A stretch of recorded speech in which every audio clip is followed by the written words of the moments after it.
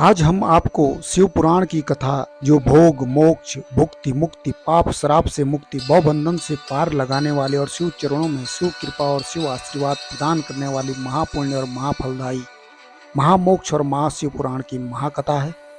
प्रणाम दोस्तों, YouTube channel वैदिक मंत्रा सीक्रेट में हम आपका हार्दिक अभिनंदन करते हैं। ऐसे भक्त साधक जो गंभीर रोगों से ग्रस्त हैं, उन्हें भी इसका पाठ करना चाहिए या श्रवण करना चाहिए। शिव पुराण की कथा पढ़ने या सुनने से साधक को शिवलोक में स्थान प्राप्त होता है। शिव पुराण में ऐसा कहा गया है कि शिव पुराण को महज सुनने मात्र से ही व्यक्ति के समस्त पाप नष्ट हो जाते हैं। संतानहीन लोगों को संतान प्राप्ति के लिए शिव पुराण की कथा जरूर पढ़नी चाहिए। शिव पुराण में शिव जी को वात्सल्य, दया और करुणा की मूर्ति के रूप में महिमामंडित किया गया है। इस पुराण का पाठ करने से भक्तों के अंदर भी ऐसे गुणों का संचार होता है, यानी भक्तों का चरित्र भी भगवान शिव की तरह बनने लगता है। जो भक्त शिव पुराण का विधि पूर्वक पाठ करते हैं, वे जीवन मरण के चक्र से मुक्त हो जाते हैं। शिव पुराण विद्वेश्वर संहिता भाग 1 अध्याय 1 से 20 संपूर्ण कथा का वर्णन आपके समक्ष प्रस्तुत कर रहा हूँ। आप ध्यान और मन लगाकर पूर्ण श्रद्धा से कथा का श्रवण करें और अपने जीवन को महापुण्य और फलदायी बनाएं, क्योंकि शिव पुराण की कथा सुनने मात्र से भी संपूर्ण फलों की प्राप्ति होती है। श्री गणेशाय नमः। ओम नमः शिवाय। विद्वेश्वर संहिता 1 अध्याय से 20वें अध्याय तक संपूर्ण कथा। पहला अध्याय। प्रयाग में सूत जी से मुनियों का तुरंत पाप नाश करने वाले साधन के विषय में प्रश्न, जो आदि से लेकर अंत में है, नित्य मंगलमय है, जो आत्मा के स्वरूप को प्रकाशित करने वाला है, जिनके 5 मुख हैं और जो खेल खेल में जगत की रचना, पालन और संहार तथा अनुग्रह भाव रूप 5 प्रबल कर्म करते हैं, उन सर्वश्रेष्ठ अजर अमर उमापति भगवान शंकर का मैं मन ही मन चिंतन करता हूँ। व्यासी कहते हैं कि धर्म का महान क्षेत्र जहाँ गंगा यमुना का संगम है, उस पुण्यमय प्रयाग जो ब्रह्मलोक का मार्ग है, वहाँ एक बार महातेजस्वी महाभाग महात्मा मुनियों ने विशाल यज्ञ का आयोजन किया। उस ज्ञान यज्ञ का समाचार सुनकर पौराणिक शिरोमणि व्यास जी के शिष्य सूत जी वहाँ मुनियों के दर्शन के लिए आए। सूत जी का सभी मुनियों ने विधिवत स्वागत व सत्कार किया तथा उनकी स्तुति करते हुए हाथ जोड़कर उनसे कहा, हे सर्वज्ञ विद्वान रोमहर्षण जी, आप बड़े भाग्यशाली हैं। आपने स्वयं व्यास जी के मुख से पुराण विद्या प्राप्त की है। आप आश्चर्य रूप कथाओं का भंडार हैं। आप भूत भविष्य और वर्तमान के ज्ञाता हैं। हमारा सौभाग्य है कि आपके दर्शन हुए। आपका यहाँ आना निरर्थक नहीं हो सकता है। उत्तम बुद्धि वाले सूत जी, यदि आपका अनुग्रह हो तो गोपनीय होने पर भी आप शुभाशुभ तत्व का वर्णन करें, जिससे हमारी तृप्ति नहीं होती और उसे सुनने की हमारी इच्छा ऐसे ही रहती है। कृपा कर उस विषय का वर्णन करें। घोर कलयुग आने पर मनुष्य पुण्य कर्म से दूर होकर दुराचार में फंस जाएंगे, दूसरों की बुराई करेंगे, प्राय स्त्रियों के प्रति आसक्त होंगे, हिंसा करेंगे, मूर्ख नास्तिक और पशुबुद्धि हो जाएंगे। सूत जी, कलयुग में वेद प्रतिपादित वर्ण आश्रम व्यवस्था नष्ट हो जाएगी। प्रत्येक वर्ण और आश्रम में रहने वाले अपने अपने धर्मों के आचरण का परित्याग कर विपरीत आचरण करने में सुख प्राप्त करेंगे। इस सामाजिक वर्ण संकरता से लोगों का पतन होगा, परिवार टूट जाएंगे, समाज बिखर जाएगा, प्राकृतिक आपदाओं से जगह जगह लोगों की मृत्यु होगी, धन का क्षय होगा, स्वार्थ और लोभ की प्रवृत्ति बढ़ जाएगी, ब्राह्मण लोभी हो जाएंगे और वेद बेचकर धन प्राप्त करेंगे, मत से मोहित होकर दूसरों को ठगेंगे, पूजा पाठ नहीं करेंगे और ब्रह्म ज्ञान से शून्य होंगे, क्षत्रिय अपने धर्म को त्याग कर कुसंगी, पापी और व्यभिचारी हो जाएंगे, शौर्य से रहित हों वे शूद्रों जैसा व्यवहार करेंगे और काम के अधीन हो जाएंगे, मत वैश्य धर्म से विमुख हो संस्कार भ्रष्ट होकर कुमार्गी, धनोपार्जन परायण होकर नाप तौल में ध्यान लगाएंगे, शूद्र अपना धर्म कर्म छोड़कर अच्छी वेशभूषा से सुशोभित हों व्यर्थ घूमेंगे, वे कुटिल और ईर्ष्यालु होकर अपने धर्म के प्रतिकूल हो जाएंगे, कर्मी और वाद विवाद करने वाले होंगे, वे स्वयं को कुलीन मानकर सभी धर्मों और वर्णों में विवाह करेंगे, स्त्रियां सदाचार से विमुख हो जाएंगी, वे अपने पति का अपमान करेंगे और सास ससुर से लड़ेंगी, मलिन भोजन करेंगी, उनका शील स्वभाव बहुत बुरा होगा। सूत जी, इस तरह जिनकी बुद्धि नष्ट हो गई है और जिन्होंने अपने धर्म का त्याग कर दिया है, ऐसे लोग परलोक में उत्तम गति कैसे प्राप्त करेंगे, इस चिंता से हम व्याकुल हैं।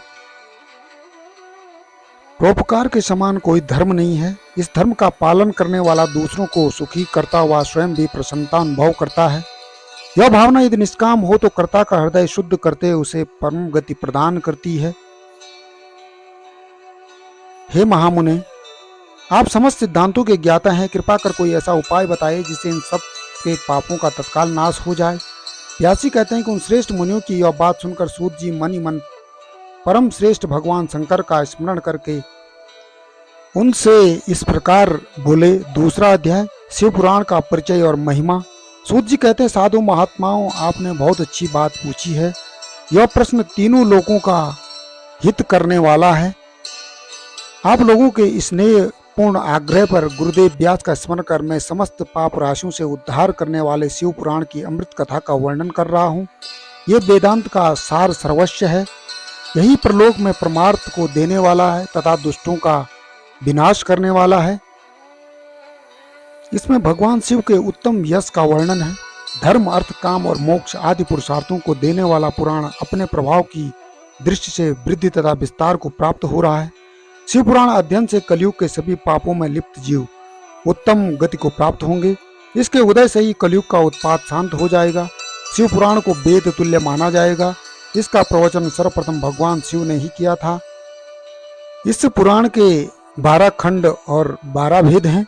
ये 12 संहिताएं हैं: विदेश्वर संहिता, रुद्र संहिता, विनायक संहिता, उमा संहिता, सहस्त्रकोटि रुद्र संहिता, एकादश रुद्र संहिता, कैलाश संहिता, शतरुद्र संहिता, कोटि रुद्र संहिता, मातु संहिता, वायु संहिता और 12वां धर्म संहिता। विदेश्वर संहिता में 10,000 श्लोक हैं। रुद्र संहिता, विनायक संहिता, उमा संहिता और मातु संहिता प्रत्येक में 8-8 हजार श्लोक हैं। एकादश रुद्र संहिता में 13,000, कैलाश संहिता में 6,000 श्लोक हैं। शतरुद्र संहिता में 3,000, कोटि रुद्र संहिता में 9,000, सहस्त्र कोटि रुद्र संहिता में 11,000, वायु संहिता में 4,000 और धर्म संहिता में 12,000 श्लोक हैं। मूल शिव पुराण में कुल 1,00,000 श्लोक हैं, परंतु व्यास जी ने इसे 24,000 श्लोकों में संक्षिप्त कर दिया। पुराणों की क्रम संख्या में शिव पुराण का चौथा स्थान है, जिसमें कि 7 संहिताएं हैं। पूर्व काल में भगवान शिव ने 100 करोड़ श्लोकों का पुराण ग्रंथ ग्रंथित किया था। सृष्टि के आरंभ में निर्मित यह पुराण साहित्य अधिक विस्तृत था।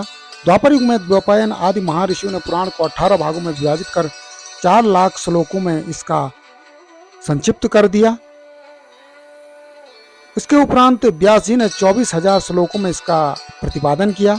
यह वेद तुल्य पुराण विदेश्वर रुद्र संहिता, शतरुद्र संहिता, कोटि रुद्र संहिता, उमा संहिता, कैलाश संहिता और वायु संहिता नामक 7 संहिताओं में विभाजित है। यह 7 संहिताओं वाला शिव पुराण वेद के समान प्रमाणिक तथा उत्तम गति प्रदान करने वाला है। इस निर्मल शिव पुराण की रचना भगवान शिव द्वारा की गई तथा इसको संक्षेप में संकलित करने का श्रेय व्यास जी को जाता है। शिव पुराण सभी जीवों का कल्याण करने वाला, सभी पापों का नाश करने वाला, यही सत्पुरुषों को कल्याण प्रदान करने वाला है। यह तुलना रहित तथा इसमें वेद प्रतिपादित अद्वैत ज्ञान तथा निष्कपट धर्म का प्रतिपादन है। शिव पुराण श्रेष्ठ मंत्र समूहों का संकलन है तथा यही सभी के लिए विश्वधाम की प्राप्ति का साधन है। समस्त पुराणों में सर्वश्रेष्ठ शिव पुराण ईर्ष्या रहित अंतःकरण वाले विद्वानों के लिए जानने की वस्तु है। इसमें परमात्मा का गान किया गया है। इस अमृतमयी शिव पुराण को आदर से पढ़ने और सुनने वाला मनुष्य भगवान शिव का प्रिय होकर परम गति को प्राप्त कर लेता है।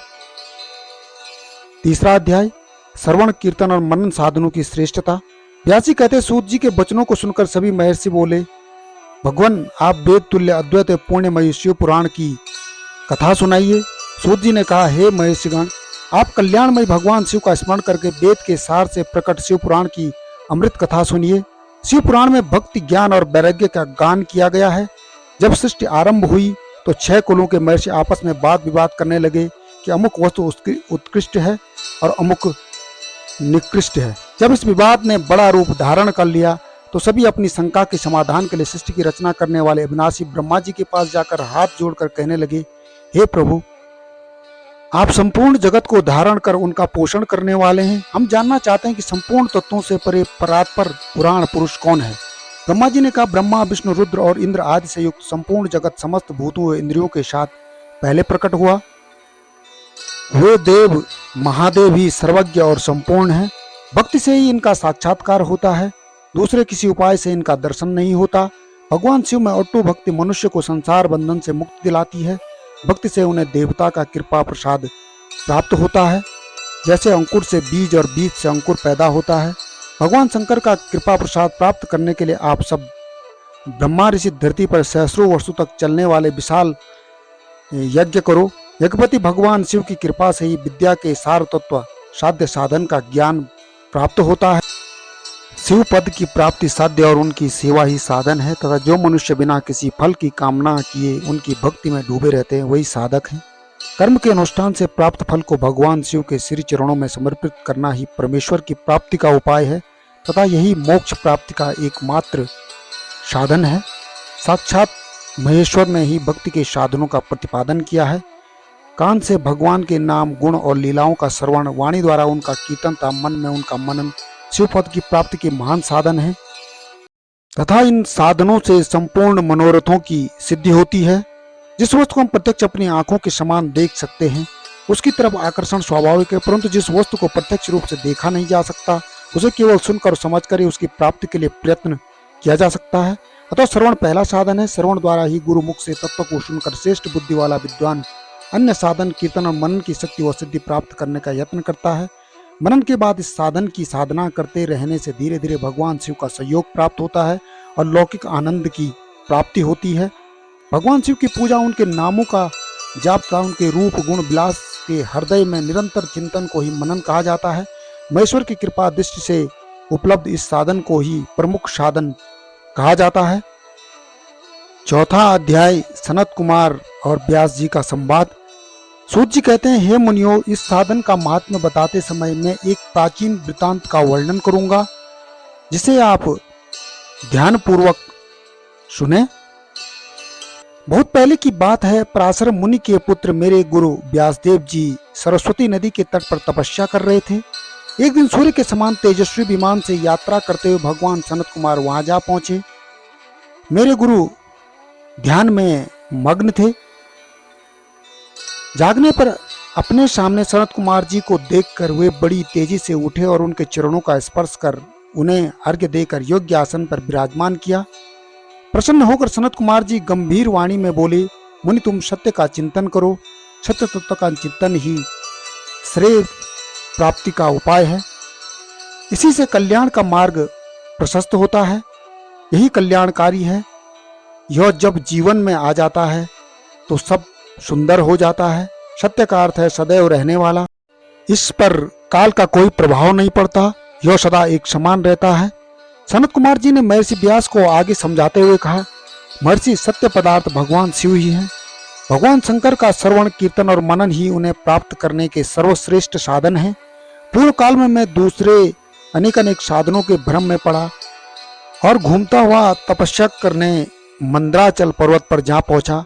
कुछ समय बाद महेश्वर शिव की आज्ञा से सबके साक्षी तथा शिव गणों के स्वामी नंदकेश्वर वहां आए और स्नेहपूर्वक मुक्ति का साधन बताते हुए बोले, भगवान शंकर का श्रवण कीर्तन और मनन ही मुक्ति का स्रोत है।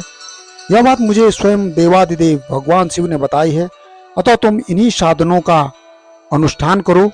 व्यास जी से ऐसा कहकर अनुगामियों सहित सनत कुमार ब्रह्मधाम को चले गए। इस प्रकार इस उत्तम वृतांत का संक्षेप में मैंने वर्णन किया है। ऋषि बोले, सूत जी, आपने श्रवण कीर्तन और मनन को मुक्ति का उपाय बताया है, किंतु जो मनुष्य इन तीनों साधनों में समर्थ हो वह मनुष्य कैसे मुक्त हो सकता है? किस कर्म के द्वारा बिना यत्न के ही मोक्ष मिल सकता है? पांचवा अध्याय शिवलिंग का रहस्य एवं महत्व। सूत जी कहते हैं, हे सौनक जी, श्रवण कीर्तन और मनन जैसे साधनों को करना प्रत्येक के लिए सुगम नहीं है। इसके लिए योग्य गुरु और आचार्य चाहिए। गुरुमुख से सुनी गई वाणी मन की शंकाओं को दग्ध करती है। गुरुमुख से सुने शिव तत्व द्वारा शिव के रूप स्वरूप के दर्शन और गुणानुवाद में रसानुभूति होती है, तभी भक्त कीर्तन कर पाता है। यदि ऐसा कर पाना संभव न हो तो मोक्षार्थी को चाहिए कि वह भगवान शंकर के लिए लिंग एवं मूर्ति की स्थापना करके रोज उनकी पूजा करे। इसे अपनाकर वह इस संसार सागर से पार हो सकता है। संसार सागर से पार होने के लिए इस तरह की पूजा आसानी से भक्ति पूर्वक की जा सकती है। अपनी शक्ति और सामर्थ्य के अनुसार धनराशि से शिवलिंग या शिव मूर्ति की स्थापना कर भक्ति भाव से उनकी पूजा करनी चाहिए। मंडप, गोपुर, तीर्थ, मठ एवं क्षेत्र की स्थापना कर उत्सव का आयोजन करना चाहिए तथा पुष्प, धूप, वस्त्र, गंध, दीप, पुआ और तरह तरह के भोजन नैवेद्य के रूप में अर्पित करने चाहिए। शिवजी ब्रह्म रूप और निष्कल अर्थात कला रहित भी हैं और कला सहित भी। मनुष्य इन दोनों स्वरूपों की पूजा करते हैं। शंकर जी को ही ब्रह्म पदवी भी प्राप्त है। कलापूर्ण भगवान शिव की मूर्ति पूजा भी मनुष्यों द्वारा की जाती है और वेदों ने भी इस तरह की पूजा की आज्ञा प्रदान की है। सनत कुमार जी ने पूछा, हे नंदकेश्वर, पूर्व काल में उत्पन्न हुए लिंग बेर अर्थात मूर्ति की उत्पत्ति के संबंध में आप हमें विस्तार से बताइए। नंदकेश्वर ने बताया, मुनीश्वर, प्राचीन काल में एक बार ब्रह्मा और विष्णु के मध्य युद्ध हुआ तो उनके बीच स्तंभ रूप में शिवजी प्रकट हुए। इस प्रकार उन्होंने पृथ्वी लोक का संरक्षण किया। उसी दिन से महादेव जी का लिंग के साथ मूर्ति पूजन भी जगत में प्रचलित हो गया। अन्य देवताओं की साकार अर्थात मूर्ति पूजा होने लगी जो कि अभिष्ट फल प्रदान करने वाली थी, परंतु शिवजी के लिए लिंग और मूर्ति दोनों रूप ही पूजनीय है। 6वां अध्याय, ब्रह्मा विष्णु युद्ध। नंदकेश्वर बोले, पूर्व काल में श्री विष्णु अपनी पत्नी श्री लक्ष्मी जी के साथ शेष शैया पर शयन कर रहे थे। तब एक बार ब्रह्मा जी वहां पहुंचे और विष्णु जी को पुत्र कहकर पुकारने लगे। पुत्र उठो, मैं तुम्हारा ईश्वर तुम्हारे सामने खड़ा हूं। यह सुनकर विष्णु जी को क्रोध आ गया। फिर भी शांत रहते हुए वे बोले, पुत्र तुम्हारा कल्याण हो, कहो अपने पिता के पास कैसे आना हुआ। यह सुनकर ब्रह्मा जी कहने लगे, मैं तुम्हारा रक्षक हूँ, सारे जगत का पितामह हूँ, सारा जगत मुझ में निवास करता है। तू मेरी नाभि कमल से प्रकट होकर मुझसे ऐसी बातें कर रहा है। इस प्रकार दोनों में विवाद होने लगा। तब वे दोनों अपने को प्रभु कहते कहते एक दूसरे का वध करने को तैयार हो गए। हंस और गरुड़ पर बैठे दोनों परस्पर युद्ध करने लगे। ब्रह्मा जी के वक्ष स्थल में विष्णु जी ने अनेकों अस्त्रों का प्रहार करके उन्हें व्याकुल कर दिया। इससे कुपित हो ब्रह्मा जी ने भी पलटकर भयानक प्रहार किए। उनके पारस्परिक आघातों से देवताओं में हलचल मच गई। वे घबराए और त्रिशूलधारी भगवान शिव के पास गए और उन्हें सारी व्यथा सुनाई। भगवान शिव अपनी सभा में उमा देवी सहित सिंहासन पर विराजमान थे और मंद मंद मुस्कुरा रहे थे। 7वां अध्याय, शिव निर्णय। महादेव जी बोले, पुत्रों, मैं जानता हूँ कि तुम ब्रह्मा और विष्णु के परस्पर युद्ध से बहुत दुखी हो। तुम डरो मत, मैं अपने गणों के साथ तुम्हारे साथ चलता हूँ। तब भगवान शिव अपने नंदी पर आरूढ़ हो देवताओं से युद्ध स्थल की ओर चल दिए। वहां छिपकर वे ब्रह्मा विष्णु के युद्ध को देखने लगे। उन्हें जब यह ज्ञात हुआ कि वे दोनों एक दूसरे को मारने की इच्छा से माहेश्वर और पाशुपत अस्त्रों का प्रयोग कर रहे हैं, तो वे युद्ध को शांत करने के लिए महाअग्नि के तुल्य एक स्तंभ रूप में ब्रह्मा और विष्णु के मध्य खड़े हो गए। महाअग्नि के प्रकट होते ही दोनों के अस्त्र स्वयं ही शांत हो गए।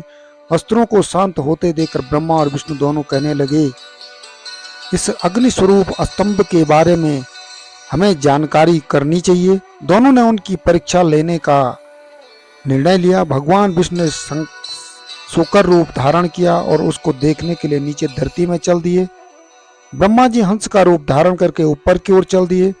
पाताल में बहुत नीचे जाने पर विष्णु जी को स्तंभ का अंत नहीं मिला, अतः वे वापस चले आए। ब्रह्मा जी ने आकाश में जाकर केतकी का फूल देखा। वे उस फूल को लेकर विष्णु जी के पास गए। विष्णु ने उनके चरण पकड़ लिए। ब्रह्मा जी के छल को देखकर भगवान शिव प्रकट हुए। विष्णु जी की महानता से शिव प्रसन्न होकर बोले, हे विष्णु जी, आप सत्य बोलते हैं, अतः मैं आपको अपनी समानता का अधिकार देता हूँ। 8वां अध्याय, ब्रह्मा का अभिमान भंग। नंदकेश्वर बोले, महादेव जी ब्रह्मा जी के छल पर अत्यंत क्रोधित हुए। उन्होंने अपने त्रिनेत्र तीसरी आंख से भैरव को प्रकट किया और उन्हें आज्ञा दी कि वह तलवार से ब्रह्मा जी को दंड दें। आज्ञा पाते ही भैरव ने ब्रह्मा जी के बाल पकड़ लिए और उनका 5वां सिर काट दिया। ब्रह्मा जी डर के मारे कांपने लगे। उन्होंने भैरव के चरण पकड़ लिए तथा क्षमा मांगने लगे। इसे देखकर श्री विष्णु ने भगवान शिव से प्रार्थना की कि आपकी कृपा से ही ब्रह्मा जी को 5वां सिर मिला था, अतः आप उन्हें क्षमा कर दें। तब शिवजी की आज्ञा पाकर ब्रह्मा को भैरव ने छोड़ दिया। शिवजी ने कहा, तुमने प्रतिष्ठा और ईश्वरता को दिखाने के लिए छल किया, इसलिए मैं तुम्हें शाप देता हूं कि तुम सत्कार, स्थान और उत्सव से विहीन रहोगे। ब्रह्मा जी को अपनी गलती का पछतावा हो चुका था। उन्होंने भगवान शिव के चरण पकड़कर क्षमा मांगी और निवेदन किया कि वे उनका 5वां सिर पुनः प्रदान करें। महादेव जी ने कहा, जगत की स्थिति को बिगाड़ने से बचाने के लिए पापी को दंड देना आवश्यक है ताकि लोक मर्यादा बनी रहे। मैं तुम्हें वरदान देता हूं कि तुम गणों के आचार्य कहलाओगे और तुम्हारे बिना यज्ञ पूर्ण न होंगे। फिर उन्होंने केतकी के पुष्प से कहा, अरे दुष्ट केतकी पुष्प, अब तेरी पूजा के मेरी पूजा के अयोग्य रहोगे। तब केतकी पुष्प बहुत दुखी हुआ और उनके चरणों में गिरकर माफी मांगने लगा। तब महादेव जी ने कहा, मेरा वचन तो झूठा नहीं हो सकता, इसलिए तू मेरे भक्तों के योग्य होगा। इस प्रकार तेरा जन्म सफल हो जाएगा। 9वां अध्याय, लिंग पूजन का महत्व। नंदकिशोर कहते हैं कि ब्रह्मा और विष्णु भगवान शिव को प्रणाम कर चुपचाप उनके दाएं बाएं भाग में खड़े हो गए। उन्होंने पूजनीय महादेव जी को श्रेष्ठ आसन पर बैठाकर पवित्र वस्तुओं से उनका पूजन किया। दीर्घ काल तक स्थिर रहने वाली वस्तुओं को पुष्प वस्तु तथा अल्पकाल तक टिकने वाली वस्तुओं को प्राकृतिक वस्तु कहते हैं। हार, नूपुर, क्यूर, क्रीट, मणिमय कुंडल, यज्ञोपवीत, उत्तरी वस्त्र, पुष्पमाला, रेशमी वस्त्र, हार, मुद्रिका, पुष्प, तांबूल, कपूर, चंदन एवं अगरू का अनुलेप, धूप, दीप, श्वेत छत्र, व्यंजन, ध्वजा, चंवर तथा अनेक दिव्य उपहारों द्वारा जिनका वैभव वाणी और मन की पहुंच से परे था, जो केवल परमात्मा के योग्य थे, उनसे ब्रह्मा और विष्णु ने अपने स्वामी महेश्वर का पूजन किया। इससे प्रसन्न होकर भगवान शिव ने दोनों देवताओं से मुस्कुराकर कहा, पुत्र, आज तुम्हारे द्वारा की गई पूजा से मैं बहुत प्रसन्न हूँ। इसी कारण यह दिन परम पवित्र और महान होगा। यह तिथि शिवरात्रि के नाम से प्रसिद्ध होगी और मुझे परम प्रिय होगी। इस दिन जो मनुष्य मेरे लिंग अर्थात निराकार रूप की या मेरी मूर्ति अर्थात साकार रूप की दिन रात निराहार रहकर अपनी शक्ति के अनुसार निश्चल भाव से यथोचित पूजा करेगा, वह मेरा परम प्रिय भक्त होगा। पूरे वर्ष भर निरंतर मेरी पूजा करने पर जो फल मिलता है, वह फल शिवरात्रि को मेरा पूजन करके मनुष्य तत्काल प्राप्त कर लेता। जैसे पूर्ण चंद्रमा का उदय समुद्र की वृद्धि का अवसर है, उसी प्रकार शिवरात्रि की तिथि मेरे धर्म की वृद्धि का समय है। इस तिथि को मेरी स्थापना का मंगलमय उत्सव होना चाहिए। मैं मार्गशीर्ष मास में आर्द्रा नक्षत्र से युक्त पूर्णमासी या प्रतिपदा को ज्योतिर्मय स्तंभ के रूप में प्रकट हुआ था। इस दिन जो भी मनुष्य पार्वती सहित मेरा दर्शन करता है अथवा मेरी मूर्ति या लिंग की झांकी निकालता है, वह मेरे लिए कार्तिकेय से भी अधिक प्रिय है। इस शुभ दिन मेरे दर्शन मात्र से पूरा फल प्राप्त होता है। यदि दर्शन के साथ मेरा पूजन भी किया जाए तो इतना अधिक फल प्राप्त होता है कि वाणी द्वारा उसका वर्णन नहीं किया जा सकता। लिंग रूप में प्रकट होकर मैं बहुत बड़ा हो गया था, अतः लिंग के कारण यह भूतल लिंग स्थान के नाम से प्रसिद्ध हुआ। जगत के लोग इसका दर्शन और पूजन कर सके, इसके लिए यह अनादि और अनंत ज्योति स्तंभ अथवा ज्योतिर्मय लिंग अत्यंत छोटा हो गया। यह लिंग सब प्रकार के भोग सुलभ कराने वाला था। भोग और मोक्ष का एकमात्र साधन है।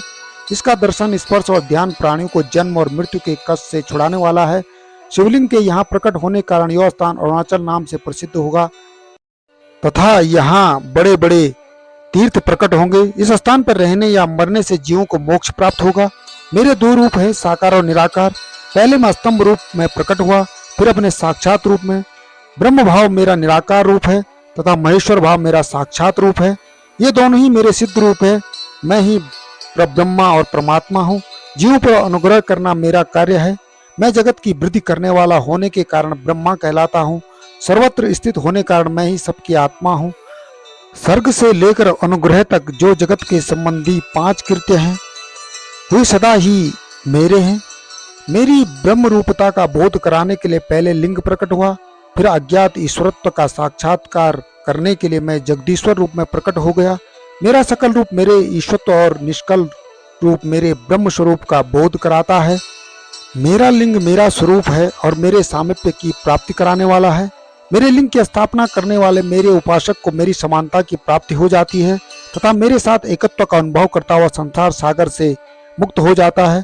वह जीते जी परमानंद की अनुभूति करता हुआ शरीर का त्याग कर शिवलोक को प्राप्त होता है, अर्थात मेरा ही स्वरूप हो जाता है। मूर्ति की स्थापना लिंग की अपेक्षा गौण है। यह उन भक्तों के लिए है जो शिव तत्व के अनुशीलन में सक्षम नहीं है। 10वां अध्याय, प्रणव एवं पंचाक्षर मंत्र की महत्ता। ब्रह्मा और विष्णु ने पूजा, प्रभु, सृष्टि आदि 5 कृत्यों के लक्षण क्या है, यह हम दोनों को बताइए। भगवान शिव बोले, मेरे कर्तव्यों को समझना अत्यंत गहन है, तथापि मैं कृपा पूर्वक तुम्हें बता रहा हूँ। सृष्टि, पालन, संहार, तिरोभाव और अनुग्रह मेरे जगत संबंधी 5 कार्य हैं जो नित्य सिद्ध हैं। संसार की रचना का आरंभ सृष्टि कहलाता है। मुझसे पालित होकर सृष्टि का सुस्थिर रहना उसका पालन है। उसका विनाश ही संहार है। प्राणों के उत्क्रमण को तिरोभाव कहते हैं। इन सब से छुटकारा मिल जाना ही मेरा अनुग्रह अर्थात मोक्ष है। ये मेरे 5 कृत्य हैं। सृष्टि आदि 4 कृत्य संसार का विस्तार करने वाले हैं। 5वां कृत्य मोक्ष का है। मेरे भक्तजन 5 कार्यों को 5 भूतों में देखते हैं। सृष्टि धरती पर स्थिति जल में, संहार अग्नि में, तिरोभाव वायु में और अनुग्रह आकाश में स्थित है। पृथ्वी से सबकी सृष्टि होती है, जल में वृद्धि होती है, आग सबको जला देती है, वायु एक स्थान से दूसरे स्थान पर ले जाती है और आकाश सबको अनुग्रहित करता है। इन 5 ज्योतियों का भार बहन करने के लिए ही मेरे 5 मुख हैं। 4 दिशाओं में 4 मुख और इनके बीच में 5वां मुख है। पुत्रों, तुम दोनों ने मुझे तपस्या से प्रसन्न कर सृष्टि और पालन 2 कार्य प्राप्त किए हैं। इसी प्रकार मेरी विभूति स्वरूप रुद्र और महेश्वर ने संहार और तिरोभाव कार्य मुझसे प्राप्त किए हैं, परंतु मोक्ष मैं स्वयं प्रदान करता हूँ। मैंने पूर्व काल में अपने स्वरूपभूत मंत्र का उपदेश किया है, जो ओंकार रूप में प्रसिद्ध है। यह मंगलकारी मंत्र है। सर्वप्रथम मेरे मुख से ओंकार प्रकट हुआ, जो मेरे स्वरूप का बोध कराता है। इसका स्मरण निरंतर करने से मेरा ही सदा स्मरण होता है। मेरे उत्तरवर्ती मुख से आकार का, पश्चिम मुख से उकार का और दक्षिण मुख से मकार का, पूर्ववर्ती मुख से बिंदु का तथा मध्यवर्ती मुख से नाद का प्रकटीकरण हुआ। इस प्रकार इन 5 अवयवों से ओंकार का विस्तार हुआ। इन 5 अवयवों के एकाकार होने में प्रणव ओम नामक अक्षर उत्पन्न हुआ। जगत में उत्पन्न सभी स्त्री पुरुष इस प्रणव मंत्र में व्याप्त हैं। यह मंत्र शिव शक्ति दोनों का बोधक है। इसी से पंचाक्षर मंत्र ओम नमः शिवाय की उत्पत्ति हुई है। यह मेरे साकार रूप का बोधक है। इस पंचाक्षर मंत्र से मातृका वर्ण प्रकट हुए हैं, जो 5 भेद वाले हैं। इसी से शिरो मंत्र से त्रिपदा गायत्री का प्राकट्य हुआ। इसी गायत्री से संपूर्ण वेद प्रकट हुए और उन वेदों से करोड़ों मंत्र निकले हैं। उन मंत्रों से विभिन्न कार्यों की सिद्धि होती है। इस पंचाक्षर प्रणव मंत्र से सभी मनोरथ पूर्ण होते हैं। इस मंत्र से भोग और मोक्ष दोनों प्राप्त होते हैं। नंदकिशोर कहते हैं कि जगदम्बा उमा गौरी पार्वती के साथ बैठे महादेव ने उत्तरवर्ती मुख बैठे ब्रह्मा और विष्णु को पर्दा करने वाले वस्त्र से आच्छादित कर उनके मस्तक पर अपना हाथ रखकर धीरे धीरे उच्चारण कर उन्हें उत्तम मंत्र का उपदेश दिया। 3 बार मंत्र का उच्चारण करके भगवान शिव ने उन शिष्यों के रूप में दीक्षा दी। गुरु दक्षिणा के रूप में दोनों ने अपने आप को समर्पित करते हुए दोनों हाथ जोड़कर उनके समीप खड़े होकर जगत गुरु भगवान शिव की इस प्रकार स्तुति करने लगे। ब्रह्मा विष्णु बोले, प्रभु आपके साकार और निराकार 2 रूप हैं। आप तेज से प्रकाशित हैं, आप सबके स्वामी हैं, आप सर्वात्मा को नमस्कार है। आप प्रणव मंत्र के बताने वाले हैं तथा आप ही प्रणव लिंग वाले हैं। सृष्टि पालन, संहार, तिरोभाव और अनुग्रह आदि आपके ही कार्य हैं। आपके 5 मुख हैं, आप ही परमेश्वर हैं। आप सबकी आत्मा हैं, ब्रह्मा हैं। आपके गुण और शक्तियां अनंत हैं। हम आपको नमस्कार करते हैं। इन पंक्तियों से स्तुति करते हुए गुरु महेश्वर को प्रसन्न कर ब्रह्मा और विष्णु ने उनके चरणों में प्रणाम किया। महेश्वर बोले, आद्रा नक्षत्र में चतुर्दशी को यदि इस प्रणव मंत्र का जप किया जाए तो यह अक्षय फल देने वाला है। सूर्य की संक्रांति में महा आद्रा नक्षत्र में एक बार किया गया प्रणव जप करोड़ों गुना जप का फल प्रदान करता है। मृगशिरा नक्षत्र का अंतिम भाग तथा पुनर्वसु का शुरू का भाग पूजा, होम और तर्पण के लिए सदा आद्रा के समान ही है। मेरे लिंग का दर्शन प्रातः काल अर्थात मध्याह्न से पूर्व काल में करना चाहिए। मेरे दर्शन पूजन के लिए चतुर्दशी तिथि सर्वोत्तम है। पूजा करने वालों के लिए मेरी मूर्ति और लिंग दोनों समान है। फिर भी मूर्ति की अपेक्षा लिंग का स्थान ऊंचा है, इसलिए मनुष्य को शिवलिंग का ही पूजन करना चाहिए। लिंग का ओम मंत्र से और मूर्ति का पंचाक्षर मंत्र से पूजन करना चाहिए। शिवलिंग की स्वयं स्थापना करके या दूसरों से स्थापना करवाकर उत्तम द्रव्यों से पूजा करने से मेरा पद सुलभ होता है। इस प्रकार दोनों शिष्यों को उपदेश देकर भगवान शिव अंतर्ध्यान हो गए। 11वां अध्याय शिवलिंग की स्थापना और पूजन विधि का वर्णन। ऋषियों ने पूछा, सूत जी शिवलिंग की स्थापना कैसे करनी चाहिए तथा उसकी पूजा कैसे, किस काल में तथा किस द्रव्य द्वारा करनी चाहिए। सूत जी ने कहा, महर्षियों, मैं तुम लोगों के लिए इस विषय का वर्णन करता हूँ, इसे ध्यान से सुनो और समझो। अनुकूल और शुभ समय में किसी पवित्र तीर्थ में नदी के तट पर ऐसी जगह पर शिवलिंग की स्थापना करनी चाहिए जहाँ रोज पूजन कर सकें। पार्थिव द्रव्य से, जलमय द्रव्य से अथवा तेजस द्रव्य से पूजन करने से उपासक को पूजन का पूरा फल प्राप्त होता है। शुभ लक्षणों में पूजा करने पर यह तुरंत फल देने वाला है। जल प्रतिष्ठा के लिए छोटा शिवलिंग श्रेष्ठ माना जाता है।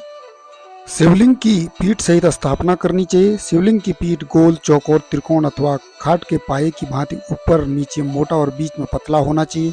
ऐसा लिंग पीठ महान फल देने वाला होता है। पहले मिट्टी अथवा लोहे से शिवलिंग का निर्माण करना चाहिए।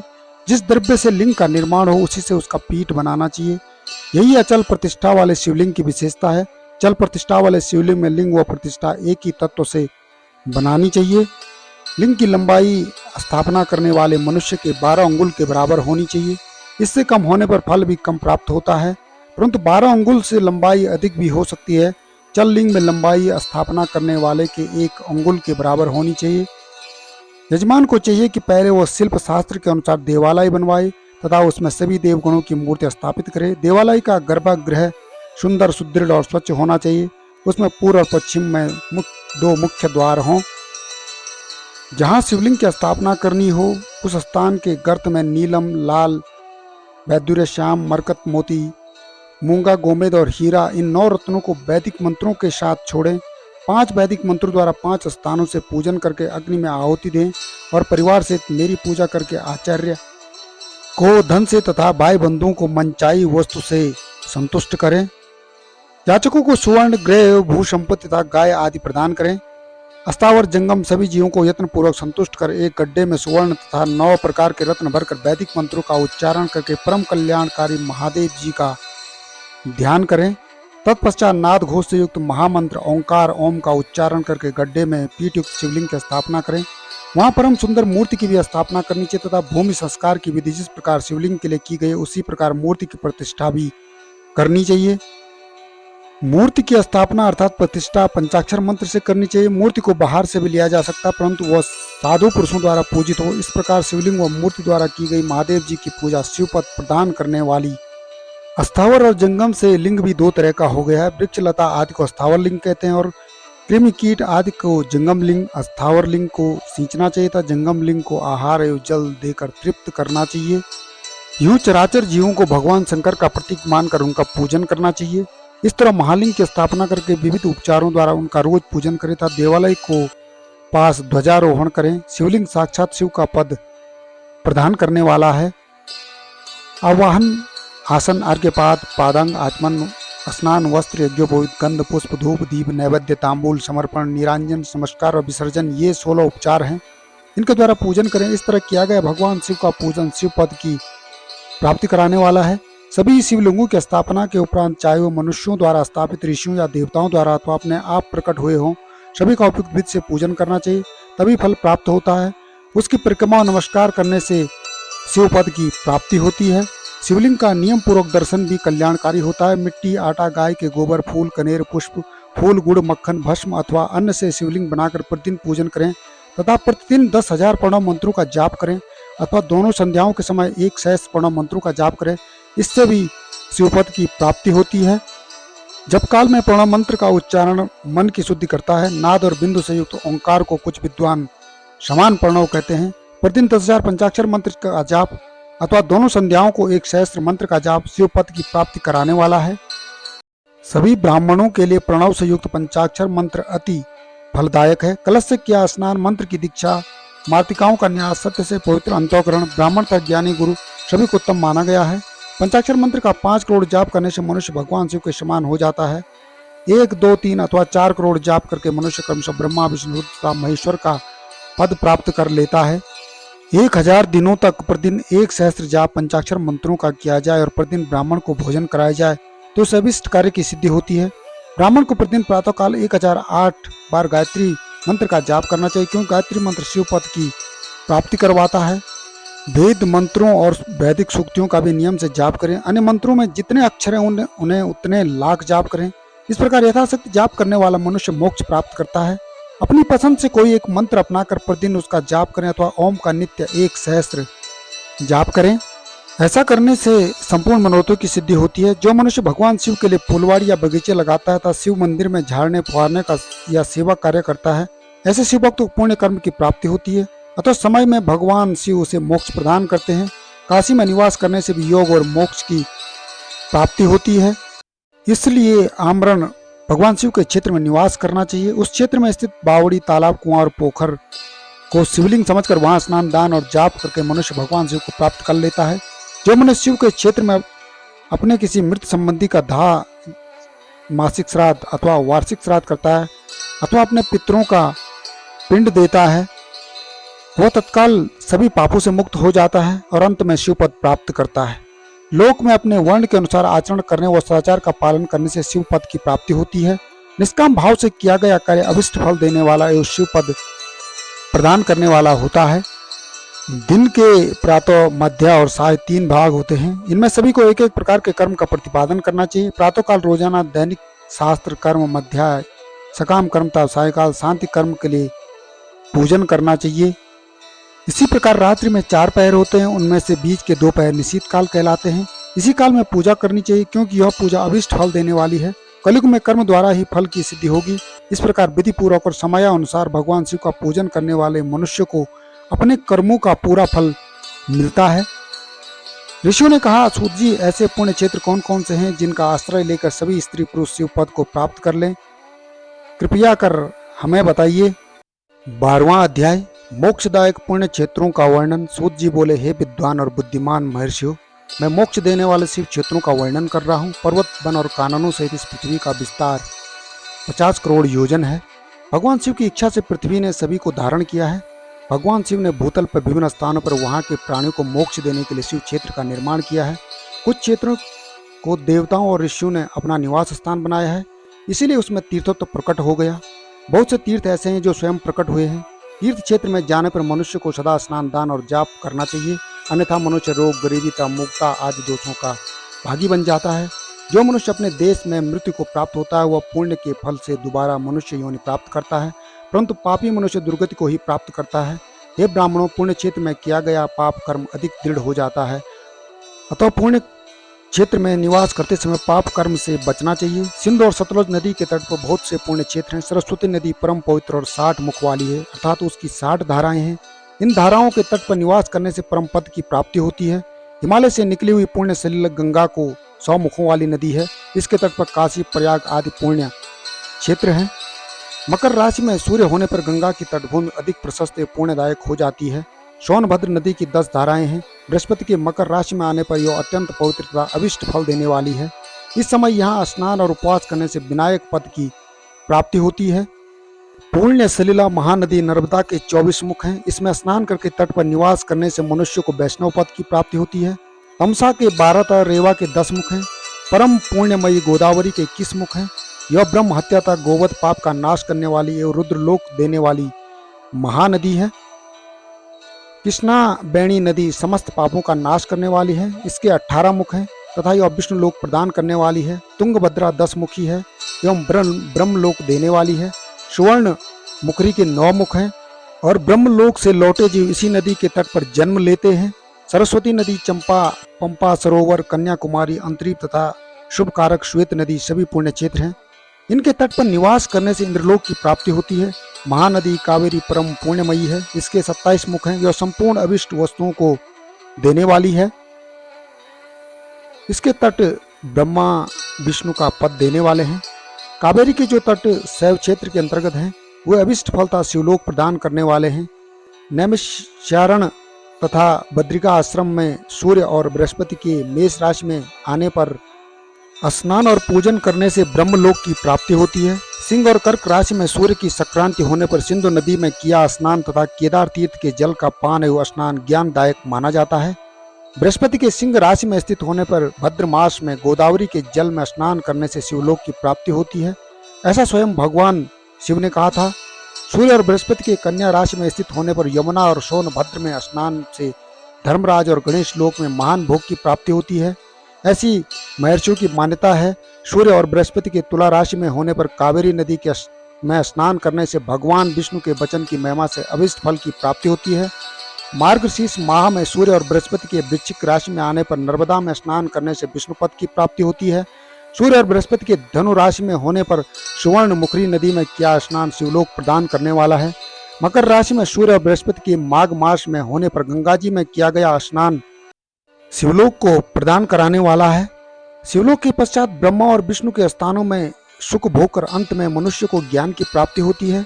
माघ मास में सूर्य के कुंभ राशि में होने पर फाल्गुन मास में गंगा तट पर किया गया श्राद्ध, पिंडदान अथवा तिलदोक दान पिता और नाना दोनों कुलों के पितरों की अनेक पीढ़ियों का उद्धार कराने वाला है। गंगा व कावेरी नदी का आश्रय लेकर तीर्थावास करने से पाप का नाश हो जाता है। ताम्रपर्णी और बेगवती नदियां ब्रह्मलोक की प्राप्ति रूप फल देने वाली है। इनके तट पर स्वर्गदायक क्षेत्र हैं। इन नदियों के मध्य में बहुत से पुण्य क्षेत्र हैं। यहाँ निवास करने वाला मनुष्य अभीष्ट फल का भागी होता है। सदाचार, उत्तम वृत्ति तथा सद्भावना के साथ मन में दया भाव रखते हुए विद्वान पुरुष को तीर्थ में निवास करना चाहिए, अन्यथा उसे फल नहीं मिलता। पुण्य क्षेत्र में जीवन बिताने का निश्चय करने पर तथा वास करने पर पहले का सारा पाप तत्काल नष्ट हो जाएगा। सदाचार, उत्तम वृत्ति तथा सद्भावना के साथ मन में दया भाव रखते हुए विद्वान पुरुष को तीर्थ में निवास करना चाहिए, अन्यथा उसे फल नहीं मिलता। पुण्य क्षेत्र में जीवन बिताने का निश्चय करने पर तथा वास करने पर पहले का सारा पाप तत्काल नष्ट हो जाएगा, क्योंकि पुण्य को ऐश्वर्यदायक कहा गया। हे ब्राह्मणों, तीर्थों में वास करने पर उत्तम पुण्य कायिक, वाचिक और मानसिक सभी पापों का नाश कर देता है। तीर्थ में किया गया मानसिक पाप कहीं कल्पों तक पीछा नहीं छोड़ता, यह केवल ध्यान से ही नष्ट होता है। वाचिक पाप जाप से तथा कायिक पाप शरीर को सुखाने जैसे कठोर तप से नष्ट होता है। अतः सुख चाहने वाले पुरुष को देवताओं की पूजा करते हुए और ब्राह्मणों को दान देते हुए पाप से बचकर ही तीर्थ में निवास करना चाहिए। 13वां अध्याय सदाचार, संध्या वंदन, प्रणव, गायत्री जाप एवं अग्निहोत्र की विधि तथा महिमा। ऋषियों ने कहा, सूत जी, आप हमें वह सदाचार सुनाइए जिससे विद्वान पुरुष पुण्य लोकों पर विजय पाता है। स्वर्ग प्रदान करने वाले धर्ममयता, नरक का कष्ट देने वाले अधर्ममय आचारों का वर्णन कीजिए। सूत जी बोले, सदाचार का पालन करने वाला मनुष्य ही ब्राह्मण कहलाने का अधिकारी है। वेदों के अनुसार आचार का पालन करने वाले वेद के अभ्यासी ब्राह्मण को विप्र कहते हैं। सदाचार, वेदाचार तथा विद्या गुणों से युक्त होने पर उसे द्विज कहते हैं। वेदों का कम आचार तथा कम अध्ययन करने वाले और राजा के पुरोहित व सेवक ब्राह्मण को क्षत्रिय ब्राह्मण कहते हैं। जो ब्राह्मण कृषि या वाणिज्य कर्म करने वाला है तथा ब्राह्मणोचित आचार का भी पालन करता है वह वैश्य ब्राह्मण है, तथा स्वयं खेत जोतने वाला शूद्र ब्राह्मण कहलाता है। जो दूसरों के दोष देखने वाला तथा प्रद्रोही है उसे चांडाल द्विज कहते हैं। क्षत्रियों में जो पृथ्वी का पालन करता है वह राजा है तथा अन्य मनुष्य राजत्वहीन क्षत्रिय माने जाते हैं। जो धान्य आदि वस्तुओं का क्रय विक्रय करता है वह वैश्य कहलाता है। दूसरों को वणिक कहते हैं। जो ब्राह्मणों, क्षत्रियों और वैश्यों की सेवा में लगा रहता है शूद्र कहलाता है। जो शूद्र हल जोतता है उसे वृषल समझना चाहिए। इन सभी वर्गों के मनुष्यों को चाहिए कि वे ब्रह्म मुहूर्त में उठकर पूर्व की ओर मुख करके देवताओं का, धर्म का, अर्थ का, उसकी प्राप्ति के लिए उठाए जाने वाले क्लेशों का तथा आय और व्यय का चिंतन करें। रात के अंतिम पहर के मध्य भाग में मनुष्य को उठकर मलमूत्र त्याग करना चाहिए। घर से बाहर शरीर को ढककर जाकर उत्तराभिमुख होकर मलमूत्र का त्याग करें। जल, अग्नि, ब्राह्मण तथा देवताओं का स्थान बचाकर बैठें। उठने पर उस ओर न देखें। हाथ पैरों की शुद्धि करके 8 बार कुल्ला करें। किसी वृक्ष के पत्ते से दातून करें। दातून करते समय तर्जनी उंगली का उपयोग नहीं करें। तदंतर जल संबंधी देवताओं को नमस्कार कर मंत्र पाठ करते हुए जलाशय में स्नान करें। यदि कंठ तक या कमर तक पानी में खड़े होने की शक्ति न हो तो घुटनों तक जल में खड़े होकर ऊपर जल छिड़क कर मंत्रोच्चारण करते हुए स्नान कर तर्पण करें। इसके उपरांत वस्त्र धारण कर उत्तरीय भी धारण करें। नदी अथवा तीर्थ में स्नान करने पर उतारे वस्त्र वहां न छोड़ें। उसे किसी कुएं, बावड़ी अथवा घर ले जाकर धोएं। कपड़ों को निचोड़ने से जो जल गिरता है वह एक श्रेणी के पितरों की तृप्ति के लिए होता है। इसके बाद जाबाली उपनिषद में बताए गए मंत्र से भस्म लेकर लगाएं। इस विधि का पालन करने से पूर्व यदि भस्म गिर जाए तो गिराने वाला मनुष्य नरक में जाता है। अपोहिष्टा मंत्र से पाप शांति के लिए सिर पर जल छिड़क कर यश यक्षाय मंत्र पढ़कर पैर पर जल छिड़कें। अपोहिष्टा में 3 ऋचाएं हैं। पहली ऋचा का पाठ कर पैर, मस्तक और हृदय में जल छिड़कें। दूसरी ऋचा का पाठ कर मस्तक, हृदय और पैर पर जल छिड़कें तथा तीसरी ऋचा का पाठ करके हृदय, मस्तक और पैर पर जल छिड़कें। इस प्रकार के स्नान को मंत्र स्नान कहते हैं। किसी अपवित्र वस्तु से स्पर्श हो जाने पर, स्वास्थ्य ठीक न रहने पर, यात्रा में या जल उपलब्ध न होने की दशा में मंत्र स्नान करना चाहिए। प्रातःकाल की संध्योपासना में गायत्री मंत्र का जाप करके 3 बार सूर्य को अर्घ दें। मध्याह्न में गायत्री मंत्र का उच्चारण कर सूर्य को 1 अर्घ देना चाहिए।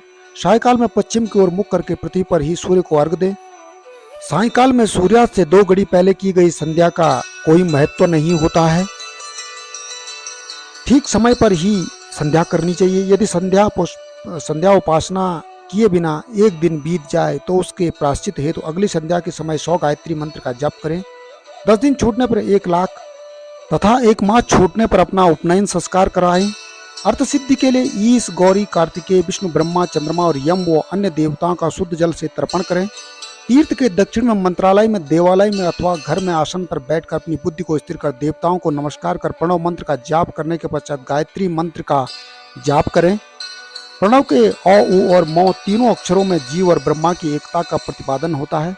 अतः प्रणव मंत्र का जाप करते समय मन में यह भावना होनी चाहिए कि हम तीनों लोकों की सृष्टि करने वाले ब्रह्मा, पालन करने वाले विष्णु तथा संहार करने वाले रुद्र की उपासना कर रहे हैं। यह ब्रह्म स्वरूप ओंकार हमारी कर्मेंद्रियों, ज्ञानेंद्रियों, मन की वृत्तियों तथा बुद्धि वृत्तियों को सदा भोग और मोक्ष प्रदान करने वाले धर्म विज्ञान की ओर प्रेरित करे। जो मनुष्य प्रणव मंत्र के अर्थ का चिंतन करते हुए इसका जाप करते हुए निश्चय ही ब्रह्मा को प्राप्त करते हैं, तथा जो मनुष्य बिना अर्थ जाने प्रणव मंत्र का जाप करते हैं उनको ब्राह्मण तत्व की पूर्ति होती है। इस हेतु श्रेष्ठ ब्राह्मणों को प्रतिदिन प्रातःकाल एक सहस्त्र गायत्री मंत्र का जाप करना चाहिए। मध्या में 100 बार तथा साय 28 बार जाप करें। अन्य वर्णों के मनुष्य को सामर्थ्य के अनुसार जाप करना चाहिए। हमारे शरीर के भीतर मूलाधार, स्वादिष्ठान, मणिपुर, अनाहत, आज्ञा और सहस्रास नामक 6 चक्र हैं। इन चक्रों में क्रमशः विद्वेश्वर, ब्रह्मा, विष्णु, ईश, जीवात्मा और परमेश्वर स्थित हैं। सद्भावना पूर्वक श्वास के साथ सोहम का जाप करें। सहस्त्र बार किया गया जाप ब्रह्मलोक प्रदान करने वाला है। 100 बार किए गए जाप से इंद्रपद की प्राप्ति होती है। आत्मरक्षा के लिए जो मनुष्य अल्प मात्रा में इसका जाप करता है वह ब्राह्मण कुल में जन्म लेता है। 12 लाख गायत्री का जाप करने वाला मनुष्य ब्राह्मण कहा जाता है। जिस ब्राह्मणों ने 1 लाख गायत्री का भी जप किया हो उसे वैदिक कार्यों में न लगाएं। यदि एक दिन उल्लंघन हो जाए तो अगले दिन उसके बदले में उतने अधिक मंत्रों का जाप करना चाहिए। ऐसा करने से दोषों की शांति होती है। धर्म से अर्थ की प्राप्ति होती है, अर्थ से भोग सुलभ होता है, भोग से वैराग्य की संभावना होती है। धर्म पूर्वक उपार्जित धन से भोग प्राप्त होता है, उससे भोगों के प्रति आसक्ति उत्पन्न होती है। मनुष्य धर्म से धन पाता है, वो तपस्याओं से दिव्य रूप प्राप्त करता है। कामनाओं का त्याग करने से अंतःकरण की शुद्धि होती है, उस शुद्धि से ज्ञान का उदय होता है। सतयुग में तप को तथा कलयुग में दान को धर्म का अच्छा साधन माना गया है। सतयुग में ध्यान से, त्रेता में तपस्या से और द्वापर में यज्ञ करने से ज्ञान की सिद्धि होती है, परंतु कलयुग में प्रतिमा की पूजा से ज्ञान लाभ प्राप्त होता है। अधर्म हिंसात्मक और दुख देने वाला है। धर्म से सुख व अबुद्धि की प्राप्ति होती है, दुराचार से दुख तथा सदाचार से सुख मिलता है। अतः भोग और मोक्ष की सिद्धि के लिए धर्म का उपार्जन करना चाहिए। किसी ब्राह्मण को 100 वर्ष के जीवन निर्वाह की सामग्री देने पर ही ब्रह्मलोक की प्राप्ति होती है। 1 सहस्त्र चंद्रायण व्रत का अनुष्ठान ब्रह्मलोकदायक माना जाता है। दान देने वाला पुरुष जिस देवता को सामने रखकर दान करता है, अर्थात जिस देवता को वह दान द्वारा प्रसन्न करना चाहता है, उसी देवता का लोक उसे प्राप्त होता है। धनीन पुरुष तपस्या कर अक्षय सुख को प्राप्त कर सकते हैं। ब्राह्मण को दान ग्रहण कर तथा यज्ञ करके धन का अर्जन करना चाहिए। क्षत्रिय बाहुबल से तथा वैश्य कृषि एवं गोरक्षा से धन का उपार्जन करे। इस प्रकार न्याय से उपार्जित धन को दान करने से दाता को ज्ञान की सिद्धि प्राप्त होती है एवं ज्ञान से ही मोक्ष की प्राप्ति सुलभ होती है। गृहस्थ मनुष्य को धन, धान्य आदि सभी वस्तुओं का दान करना चाहिए। जिसके अन्न को खाकर मनुष्य तथा कथा श्रवण तथा सदकर्म का पालन करता है तो उसका आधा फल दाता को मिलता है। दान लेने वाले मनुष्य को दान में प्राप्त वस्तु का दान तथा तपस्या द्वारा पाप की शुद्धि करनी चाहिए।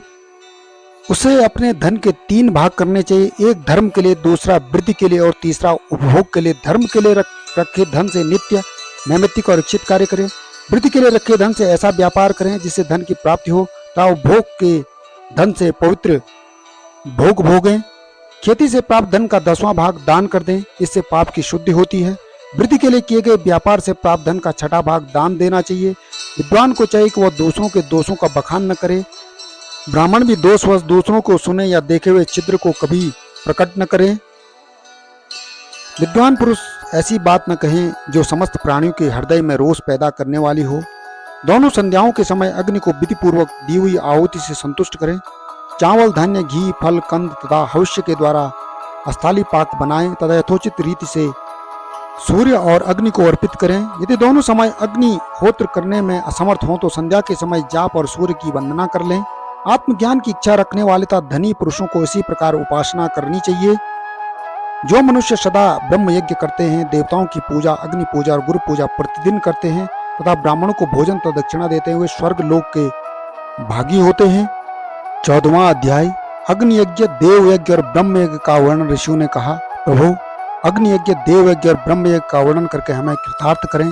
सूत जी बोले, महर्षियों, गृहस्थ पुरुषों के लिए प्रातः और सायकाल अग्नि में 2 चावल और द्रव्य की आहुति ही अग्नि यज्ञ है। ब्रह्मचारियों के लिए समिधा का देना ही अग्नि यज्ञ है, अर्थात अग्नि में सामग्री की आहुति देना उसके लिए अग्नि यज्ञ है। द्विजों का जब तक विवाह न हो जाए उसके लिए अग्नि में समिधा की आहुति व्रत जप करना ही अग्नि यज्ञ है। द्विजो, जिसने अग्नि को विसर्जित कर उसे अपनी आत्मा में स्थापित कर लिया, ऐसे वानप्रस्थियों और सन्यासियों के लिए यही अग्नि यज्ञ है कि वे समय पर हितकर और पवित्र अन्न का भोजन कर लें। ब्राह्मणों सायकाल अग्नि के लिए दी आहुति से संपत्ति की प्राप्ति होती है तथा प्रातःकाल सूर्य देव को दी आहुति से आयु की वृद्धि होती है। दिन में अग्निदेव सूर्य में हो प्रविष्ट हो जाते हैं, अतः प्रातःकाल सूर्य को दी हुई आहुति अग्नि यज्ञ के समान ही होती है। इंद्र आदि समस्त देवताओं को प्राप्त करने के उद्देश्य से जो आहुति अग्नि में दी जाती है वह देव यज्ञ कहलाती है। लौकिक अग्नि में प्रतिष्ठित जो संस्कार नैमित्तिक हवन कर्म है वह देव यज्ञ है। देवताओं को प्रसन्न करने के लिए नियम से विधि पूर्वक किया गया यज्ञ ही देव यज्ञ है। वेदों के नित्य अध्ययन और स्वाध्याय को ब्रह्म यज्ञ कहते हैं। मनुष्यों को देवताओं की तृप्ति के लिए प्रतिदिन ब्रह्म यज्ञ करना चाहिए। प्रातः काल और साय काल को ही इसे किया जा सकता है। अग्नि के बिना देव यज्ञ कैसे होता है, इसे श्रद्धा और आदर से सुनो। सृष्टि के आरंभ में सर्वज्ञ और सर्वसमर्थ महादेव शिव जी ने समस्त लोगों के उपकार के लिए वारों की कल्पना की। भगवान शिव संसार रूपी रोग को दूर करने के लिए वैद्य हैं, सबके ज्ञाता तथा समस्त औषधियों के औषध हैं। भगवान शिव ने सबसे पहले अपने वार की रचना की जो आरोग्य प्रदान करने वाला है। तत्पश्चात अपनी माया शक्ति का वार बनाया जो संपत्ति प्रदान करने वाला है। जन्म काल में दुर्गतिग्रस्त बालक की रक्षा के लिए कुमार के वार की कल्पना की। आलस्य और पाप की निवृत्ति तथा समस्त लोगों का हित करने की इच्छा से लोक रक्षक भगवान विष्णु का वार बनाया। इसके बाद शिवजी ने पुष्टि और रक्षा के लिए आयुकर्ता त्रिलोक सृष्टा परमेष्टि ब्रह्मा का आयुष कारक वार बनाया। तीनों लोगों की वृद्धि के लिए पहले पुण्य पाप की रचना होने पर लोगों को शुभाशुभ फल देने वाले इंद्र और यम के वारों का निर्माण किया। ये वार भोग देने वाले तथा मृत्यु भय को दूर करने वाले हैं। इसके उपरांत भगवान शिव ने 7 ग्रहों को इन वारों का स्वामी निश्चित किया। ये सभी ग्रह नक्षत्र ज्योतिर्मय मंडल में प्रतिष्ठित हैं। शिव के वार के स्वामी सूर्य हैं, शक्ति संबंधी वार के स्वामी सोम हैं, कुमार संबंधी वार के अधिपति मंगल हैं, विष्णु वार के स्वामी बुध हैं, ब्रह्मा जी के वार के स्वामी बृहस्पति हैं, इंद्र वार के स्वामी शुक्र व यम वार के स्वामी शनि हैं। अपने अपने वार में की गई देवताओं की पूजा उनके फलों को देने वाली है। सूर्य आरोग्य और चंद्रमा संपत्ति के दाता हैं, बुध व्याधियों के निवारक तथा बुद्धि प्रदाता हैं, बृहस्पति आयु की वृद्धि करते हैं, शुक्र भोग देते हैं और शनि मृत्यु का निवारण करते हैं। इन 7 वारों के फल उनके देवताओं के पूजन से प्राप्त होता है। अन्य देवताओं की पूजा का फल भी भगवान शिव ही देते हैं। देवताओं की प्रसन्नता के लिए पूजा की 5 पद्धतियां हैं। पहले उन देवताओं के मंत्रों का जाप, दूसरा होम, तीसरा दान, चौथा तप तथा 5वां वेदी पर प्रतिमा में अग्नि अथवा ब्राह्मण के शरीर में विशिष्ट देव की भावना करके 16 उपचारों से पूजा तथा आराधना करना है। दोनों नेत्रों तथा मस्तक के रोग में और कुष्ठ रोग की शांति के लिए भगवान सूर्य की पूजा करके ब्राह्मणों को भोजन कराएं। इससे यदि प्रबल प्रारब्ध का निर्माण हो जाए तो जरा एवं रोगों का नाश हो जाता है। इष्टदेव के नाम मंत्रों का जाप वार के अनुसार फल देते हैं। रविवार को सूर्य देव व अन्य देवताओं के लिए तथा अन्य ब्राह्मणों के लिए विशिष्ट वस्तु अर्पित करें। यह साधन विशिष्ट फल देने वाला होता है तथा इसके द्वारा पापों की शांति होती है। सोमवार को संपत्ति व लक्ष्मी की प्राप्ति के लिए लक्ष्मी की पूजा करें तथा पत्नी के साथ ब्राह्मणों को घी में पका अन्न भोजन कराएं। मंगलवार को रोग की शांति के लिए काली की पूजा करें। उड़द, मूंग एवं अरहर की दाल से युक्त अन्न का भोजन ब्राह्मणों को करवाएं। बुधवार को दधयुक्त अन्न से भगवान विष्णु का पूजन करें। ऐसा करने से पुत्र मित्र की प्राप्ति होती है। जो दीर्घायु होने की इच्छा रखते हैं वे बृहस्पतिवार को देवताओं का वस्त्र, यज्ञोपवीत घी मिश्रित खीर से पूजन करें। भोगों की प्राप्ति के लिए शुक्रवार को एकाग्रचित होकर देवताओं का पूजन करें और ब्राह्मणों की तृप्ति के लिए षडयुक्त अन्न करें। स्त्रियों की प्रसन्नता के लिए सुंदर वस्त्र का विधान करें। शनिवार अपमृत्यु का निवारण करने वाला है। इस दिन रुद्र की पूजा करें। तिल के होम और दान से देवताओं को संतुष्ट करके ब्राह्मणों को तिल मिश्रित भोजन कराएं। इस तरह से देवताओं की पूजा करने से आरोग्य एवं उत्तम फल की प्राप्ति होती है। देवताओं के नित्य विशेष पूजन, स्नान, दान, जप, होम तथा ब्राह्मण तर्पण एवं रवि आदि वारों में विशेष तिथि और नक्षत्रों का योग प्राप्त होने पर विभिन्न देवताओं के पूजन में जगदीश्वर भगवान शिव ही उन देवताओं के रूप में पूजित होकर सब लोगों को आरोग्य फल प्रदान करते हैं। देश काल, पात्र, द्रव्य, श्रद्धा और लोक के अनुसार उनका ध्यान रखते हुए महादेव जी की आराधना करने वालों को आरोग्य आदि फल प्रदान करते हैं। मंगल कार्य आरंभ में और अशुभ कार्यों के अंत में तथा जन्म नक्षत्रों के आने पर गृहस्थ पुरुष अपने घर में आरोग्य की समृद्धि के लिए सूर्य ग्रह का पूजन करें। इससे सिद्ध होता है कि देवताओं का पूजन संपूर्ण अभिष्ट वस्तुओं को देने वाला है। पूजन वैदिक मंत्रों के अनुसार ही होना चाहिए। शुभ फल की इच्छा रखने वाले मनुष्यों को 7 दिनों अपनी शक्ति के अनुसार देव पूजन करना चाहिए। निर्धन मनुष्य तपस्या और व्रत आदि से तथा धनी धन के द्वारा देवी देवताओं की आराधना करें। जो मनुष्य श्रद्धापूर्वक इस तरह के धर्म का अनुष्ठान करता है वह पुण्य लोक में अनेक प्रकार के फल भोग कर इस पृथ्वी पर जन्म ग्रहण करता है।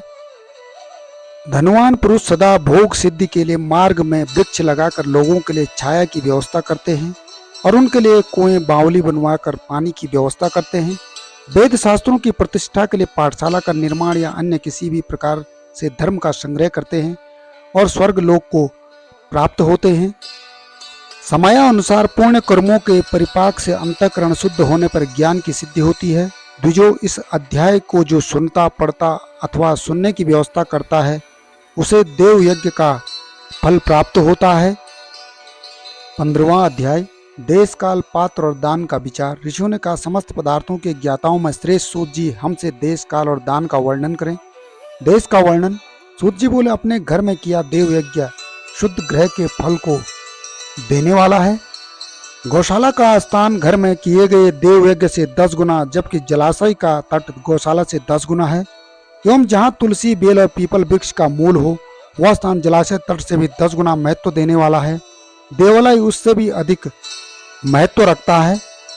देवालय से 10 गुना महत्व रखता है तीर्थ भूमि का तट। उससे भी श्रेष्ठ है नदी का किनारा तथा उसका 10 गुना उत्कृष्ट है तीर्थ नदी का तट। इससे भी अधिक महत्व रखने वाला सप्त गंगा का तट, जिसमें गंगा, गोदावरी, कावेरी, ताम्रपर्णी, सिंधु, सरयू और रेवा आदि नदियां आती हैं। इससे भी 10 गुना अधिक फल समुद्र का तट और उससे भी 10 गुना अधिक फल पर्वत चोटी पर पूजा करने से होता है। और सबसे अधिक महत्व का स्थान वह होता है जहां मन रम जाए। काल का वर्णन। सतयुग में यज्ञ, दान आदि से संपूर्ण फलों की प्राप्ति होती है। त्रेता में तिहाई, द्वापर में आधा, कलयुग में इससे भी कम फल प्राप्त होता है, परंतु शुद्ध हृदय से किया गया पूजन फल देने वाला होता है। इससे 10 गुना फल सूर्य संक्रांति के दिन, उससे 10 गुना अधिक फल तुला और मेष की संक्रांति में तथा चंद्र ग्रहण में उससे भी 10 गुना फल मिलता है। सूर्य ग्रहण में उससे भी 10 गुना अधिक फल प्राप्त होता है। महापुरुषों के साथ में वह काल करोड़ों सूर्य ग्रहण के समान पावन है, ऐसा ज्ञानी पुरुष मानते हैं। पात्र वर्णन। तपोनिष्ठ योगी और ज्ञाननिष्ठ योगी पूजा के पात्र होते हैं, क्योंकि ये पापों के नाश के कारण होते हैं। जिस ब्राह्मण ने 24 लाख गायत्री का जाप कर लिया हो वह भी पूजा का पात्र है। वह संपूर्ण कार्य और भोग का दाता है। गायत्री के जाप से शुद्ध हुआ ब्राह्मण पवित्र है। इसलिए दान, जाप, होम और पूजा सभी कर्मों के लिए वही शुद्ध पात्र है। स्त्री या पुरुष जो भी भूखा हो वही अन्नदान का पात्र है। जिसे जिस वस्तु की इच्छा हो उसे वह वस्तु बिना मांगे ही दे दी जाए तो दाता को उस दान का पूरा फल प्राप्त होता है। याचना करने के बाद दिया गया दान आधा ही फल देता है। सेवक को दिया दान चौथाई फल देने वाला होता है। दीन ब्राह्मण को दिए गए धन का दान दाता को इस भूतल पर 10 वर्षों तक भोग प्रदान करने वाला है। वेद वेता को दान देने पर वह स्वर्गलोक में देवताओं के वर्ष से 10 वर्षों तक दिव्य भोग देने वाला है। गुरु दक्षिणा में प्राप्त धन शुद्ध द्रव्य कहलाता है। इसका दान संपूर्ण फल देने वाला है। क्षत्रियों का शौर्य से कमाया हुआ, वैश्यों का व्यापार से आया हुआ और शूद्रों का सेवा वृत्ति से प्राप्त किया धन उत्तम द्रव्य है। दान का वर्णन। गौ, भूमि, तिल, सुवर्ण, घी, वस्त्र, धान्य, गुड़, चांदी, नमक, कोहड़ा और कन्या नामक 12 वस्तुओं का दान करना चाहिए। गोदान से सभी पापों का निवारण होता है और पुण्य कर्मों की पुष्टि होती है। भूमि का दान परलोक में आश्रय देने वाला होता है। तिल का दान बल देने वाला तथा मृत्यु का निवारक होता है। सुवर्ण का दान वीर्यदायक और घी का दान पुष्टिकारक होता है। वस्त्र का दान आयु वृद्धि करता है। धान्य का दान करने से अन्न और धन की समृद्धि होती है। गुड़ का दान मधुर भोजन की प्राप्ति कराता है। चांदी के दान से वीर्य की वृद्धि होती है। लवण के दान से षड्स भोजन की प्राप्ति होती है। कोहड़ा या कुष्मांड के दान को पुष्टिदायक माना जाता है। कन्या का दान आजीवन भोग देने वाला होता है। जिन वस्तुओं से श्रवण आदि इंद्रियों की तृप्ति होती है उनका सदा दान करें। वेद और शास्त्र को गुरुमुख से ग्रहण करके कर्मों का फल अवश्य मिलता है। इसे ही उच्च कोटि की आस्तिकता कहते हैं। भाई बंधु अथवा राजा के भय से जो आस्तिकता होती है वह निम्न श्रेणी की होती है। जिस मनुष्य के पास धन का अभाव है वह वाणी और कर्म द्वारा ही पूजन करें। तीर्थ यात्रा और व्रत को शारीरिक पूजन माना जाता है। तपस्या और दान मनुष्य को सदा करने चाहिए। देवताओं की तृप्ति के लिए जो कुछ दान किया जाता है वह सब प्रकार के भोग प्रदान करने वाला है। इससे इस लोक और प्रलोक में उत्तम जन्म और सदा सुलभ होने वाला भोग प्राप्त होता है। ईश्वर को सब कुछ समर्पित करने और बुद्धि से यज्ञ व दान करने से मोक्ष की प्राप्ति होती है। 16वां अध्याय देव प्रतिमा का पूजन तथा शिवलिंग के वैज्ञानिक स्वरूप का विवेचन। ऋषियों ने कहा, साधु शिरोमणि सूत जी, हम देव प्रतिमा के पूजन की विधि बताइए जिससे अभिष्ट फल की प्राप्ति होती है। सूत जी बोले, हे महर्षियों, मिट्टी से बनाई हुई प्रतिमा का पूजन करने से पुरुष स्त्री सभी के मनोरथ सिद्ध हो जाते हैं। इसके लिए नदी, तालाब, कुआं या जल के भीतर की मिट्टी लाकर सुगंधित द्रव्य से उसको शुद्ध करें। उसके बाद दूध डालकर अपने हाथ से सुंदर मूर्ति बनाएं। पद्मासन द्वारा प्रतिमा का आदर सहित पूजन करें। गणेश, सूर्य, विष्णु, शिव, पार्वती की मूर्ति और शिवलिंग का सदैव पूजन करें। संपूर्ण मनोरथों की सिद्धि के लिए 16 उपचारों द्वारा पूजन करें। किसी मनुष्य द्वारा स्थापित शिवलिंग पर 1 सेर नैवेद्य से पूजन करें। देवताओं द्वारा स्थापित शिवलिंग को 3 सेर नैवेद्य अर्पित करें तथा स्वयं प्रकट हुए शिवलिंग का पूजन 5 सेर नैवेद्य से करें। इससे अभिष्ट फल की प्राप्ति होती है। इस प्रकार सहस्र बार पूजन करने से सत्यलोक की प्राप्ति होती है। 12 अंगुल चौड़ा और 25 अंगुल लंबा यह लिंग का प्रमाण है और 15 अंगुल ऊंचा लोहे या लकड़ी के बनाए हुए पत्र का नाम शिव है। इसके अभिषेक से आत्मशुद्धि, गंध चढ़ाने से पुण्य, नैवेद्य चढ़ाने से आय तथा धूप देने से धन की प्राप्ति होती है। दीप से ज्ञान और तांबुल से भोग मिलता है। अतएव स्नान आदि 6 पूजन के अंगों को अर्पित करें। नमस्कार और जाप संपूर्ण अभिष्ट फलों को देने वाला है। भोग और मोक्ष की इच्छा रखने वाले लोगों को पूजा के अंत में सदा जाप और नमस्कार करना चाहिए। जो मनुष्य जिस देवता की पूजा करता है वह उस देवता के लोक को प्राप्त करता है तथा उसके बीच के लोकों में उचित फल को भोगता है। हे महर्षियों, भूलोक में श्री गणेश पूजनीय है। शिवजी के द्वारा निर्धारित तिथि, वार, नक्षत्र में जो विधि सहित इनकी पूजा करता है उसके सभी पाप एवं शोक दूर हो जाते हैं और वह अभिष्ट फलों को पाकर मोक्ष को प्राप्त करता है। यदि मध्याह्न के बाद तिथि का आरंभ होता है तो रात्रि तिथि का पूर्व भाग पितरों के श्राद्ध आदि कर्म के लिए उत्तम होता है तथा बाद का भाग दिन के समय देव कर्म के लिए अच्छा होता है। वेदों में पूजा शब्द को ठीक प्रकार से परिभाषित नहीं किया गया है। पू का अर्थ भोग अर्थात फल की सिद्धि जिस कर्म में संपन्न होती है उसका नाम पूजा है। मनोवांछित वस्तु तथा ज्ञान अभिष्ट वस्तुएं हैं। लोक और वेद में पूजा शब्द का अर्थ विख्यात है। नित्य कर्म भविष्य में फल देने वाले होते हैं। लगातार पूजन करने से शुभ कामनाओं की पूर्ति होती है तथा पापों का क्षय होता है। इसी प्रकार श्री विष्णु भगवान तथा अन्य देवताओं की पूजा उन देवताओं के वार, तिथि, नक्षत्र को ध्यान में रखते हुए तथा 16 उपचारों से पूजन एवं भजन करने से अभिष्ट फल की प्राप्ति होती है। शिवजी सभी मनोरथों को पूर्ण करने वाले हैं। महाआद्रा नक्षत्र अर्थात माघ कृष्णा चतुर्दशी को शिवजी का पूजन करने से आयु की वृद्धि होती है। ऐसे ही और भी नक्षत्रों, महीनों तथा वारों में शिवजी की पूजा व भोजन, भोग और मोक्ष देने वाला है। कार्तिक मास में देवताओं का भजन विशेष फलदायक होता है। विद्वानों के लिए यह उचित है कि इस महीने में सब देवताओं का पूजन हो जाता है। संयम और नियम से जाप, तप, हवन और दान करें क्योंकि कार्तिक मास में देवताओं का भजन सभी दुखों को दूर करने वाला है। कार्तिक मास में रविवार के दिन जो सूर्य की पूजा करता है और तेल व कपास का दान करता है उसका कुष्ठ रोग भी दूर हो जाता है। अपने तन मन को जीवन पर्यंत शिव को अर्पित कर देता है उसे शिवजी मोक्ष प्रदान करते हैं। योनि और लिंग इन दोनों स्वरूपों से शिव स्वरूप में समाविष्ट होने के कारण वे जगत के जन्म निरूपण हैं और इसी नाते से जन्म की निवृत्ति के लिए शिवजी की पूजा का अलग विधान है। सारा जगत बिंदु नाद स्वरूप है। बिंदु शक्ति है और नाद शिव है, इसलिए सारा जगत शिव शक्ति स्वरूप ही है। नाद बिंदु का और बिंदु इस जगत का आधार है। आधार में ही आधेय का समावेश अथवा लय होता है। यही सकलीकरण है। इस सकलीकरण की स्थिति में ही सृष्टिकाल में जगत का आरंभ हुआ है। शिवलिंग बिंदु नाद स्वरूप है, अतः इसे जगत का कारण बताया जाता है। बिंदु देव है और नाद शिव। इनका संयुक्त रूप ही शिवलिंग कहलाता है। अतः जन्म के संकट से छुटकारा पाने के लिए शिवलिंग की पूजा करनी चाहिए। बिंदु रूपा देवी उमा माता और नाथ स्वरूप भगवान शिव पिता, इन माता पिता के पूजित होने से परमानंद की प्राप्ति होती है। देवी उमा जगत की माता है और शिव जगत के पिता। जो इनकी सेवा करता है उस पुत्र पर इनकी कृपा नित्य बढ़ती रहती है। वह पूजक पर कृपा कर उसे अपना आंतरिक ऐश्वर्य प्रदान करते हैं। अतः शिवलिंग को माता पिता का स्वरूप मानकर पूजा करने से आंतरिक आनंद की प्राप्ति होती है। भर्ग शिव पुरुष रूप है और भर्गा शक्ति प्रकृति कहलाती है। पुरुष आदि गर्भ है क्योंकि वही प्रकृति का जनक है। प्रकृति में पुरुष का सहयोग होने वाला जन्म उसका प्रथम जन्म कहलाता है।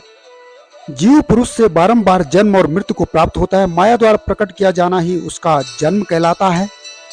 जीव का शरीर जन्म काल से ही 6 विकारों से युक्त होता है, इसलिए इसे जीव की संज्ञा दी गई है। जन्म से लेकर जो प्राणी विभिन्न पार्श्वों अर्थात बंधनों में पड़ता है वह जीव है। जीव पशुता के पास से जितना छूटने का प्रयास करता है उसमें उतना ही उलझता जाता है। कोई भी साधन जीव को जन्म मृत्यु के चक्र से मुक्त नहीं कर पाती। शिव के अनुग्रह से ही महामाया का प्रसाद जीव को प्राप्त होता है और मुक्ति मार्ग पर अग्रसर होता है। जन्म मृत्यु के बंधन से मुक्त होने के लिए श्रद्धापूर्वक शिवलिंग का पूजन करना चाहिए। गाय के दूध, दही और घी को शहद और शक्कर के साथ मिलाकर पंचामृत तैयार करें तथा इन्हें अलग अलग भी रखें।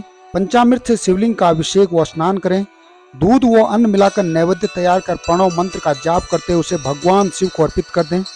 प्रणव को ध्वनि लिंग, स्वयंभू लिंग और नाद स्वरूप होने के कारण नाद लिंग तथा बिंदु स्वरूप होने के कारण बिंदुलिंग के रूप में प्रसिद्धि प्राप्त है।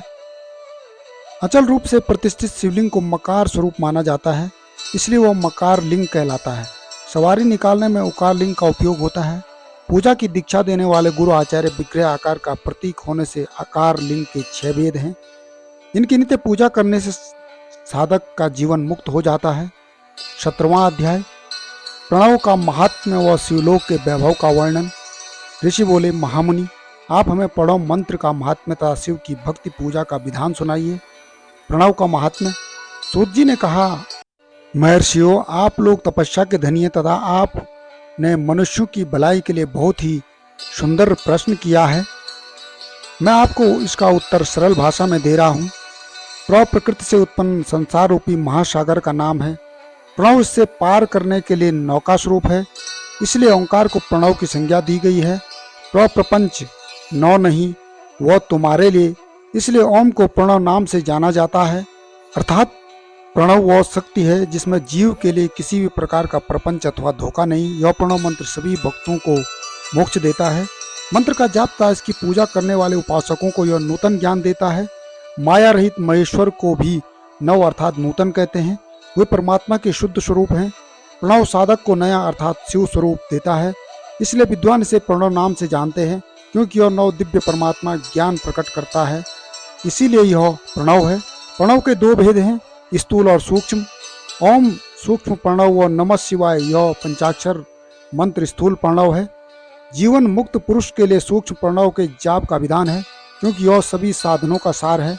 देह का विलय होने तक सूक्ष्म प्रणव मंत्र का जाप अर्थभूत परमात्मा तत्व का अनुसंधान करता है। शरीर नष्ट होने पर ब्रह्म स्वरूप शिव को प्राप्त करता है। इस मंत्र का 36 करोड़ बार जाप करने से मनुष्य योगी हो जाता है। यह अकार उकार मकार बिंद और नाद सहित अर्थात अ उ म 3 दीर्घ अक्षरों और मात्राओं सहित प्रणव होता है, जो योगों के हृदय में निवास करता है। यही सब पापों का नाश करने वाला और शिव है, ऊ शक्ति है और मकार इनकी एकता है। पृथ्वी, जल, तेज, वायु और आकाश 5 भूत तथा शब्द, स्पर्श आदि 5 विषय कुल मिलाकर 10 वस्तुएं मनुष्य की कामना के विषय हैं। इनकी आशा मन में लेकर जो कर्मों का अनुष्ठान करते हुए प्रवृत्ति मार्गी कहलाते हैं तथा जो निष्काम भाव से शास्त्रों के अनुसार कर्मों का अनुष्ठान करते हैं वो निवृत्त मार्गी हैं। वेद के आरंभ में तथा दोनों समय की संध्या वंदना के समय सबसे पहले उकार का प्रयोग करना चाहिए। प्रणव के 9 करोड़ जाप से पुरुष शुद्ध हो जाता है, फिर 9 करोड़ जाप से पृथ्वी की, फिर इतने ही जाप से तेज की, फिर 9 करोड़ जाप से वायु की और फिर 9 करोड़ जाप से गंध की सिद्धि होती है। सहस्त्र ओंकार मंत्रों का रोजाना जाप करने से प्रबुद्ध और शुद्ध योगी हो जाता है। फिर जितेंद्रिय होकर 5 करोड़ का जाप करता है तथा शिवलोक को प्राप्त होता है। क्रिया, तप और जाप के योग से शिव योगी 3 प्रकार के होते हैं। धन और वैभव से पूजा सामग्री एकत्र कर अंगों से नमस्कार आदि करते हुए इष्ट देव की प्राप्ति के लिए जो पूजा में लगा रहता है वह क्रिया योगी कहलाता है। उसे तप योगी भी कहते हैं। सभी सद्गुणों से युक्त होकर सदा शुद्ध भाव से समस्त कार्य कर शांत हृदय से निरंतर जो जाप करता है वह जप योगी कहलाता है। जो मनुष्य 16 उपचारों से शिव योगी महात्माओं की पूजा करता है वह शुद्ध होकर मुक्ति को प्राप्त करता है। जप योग का वर्णन। ऋषियों, अब मैं तुमसे जप योग का वर्णन करता हूँ।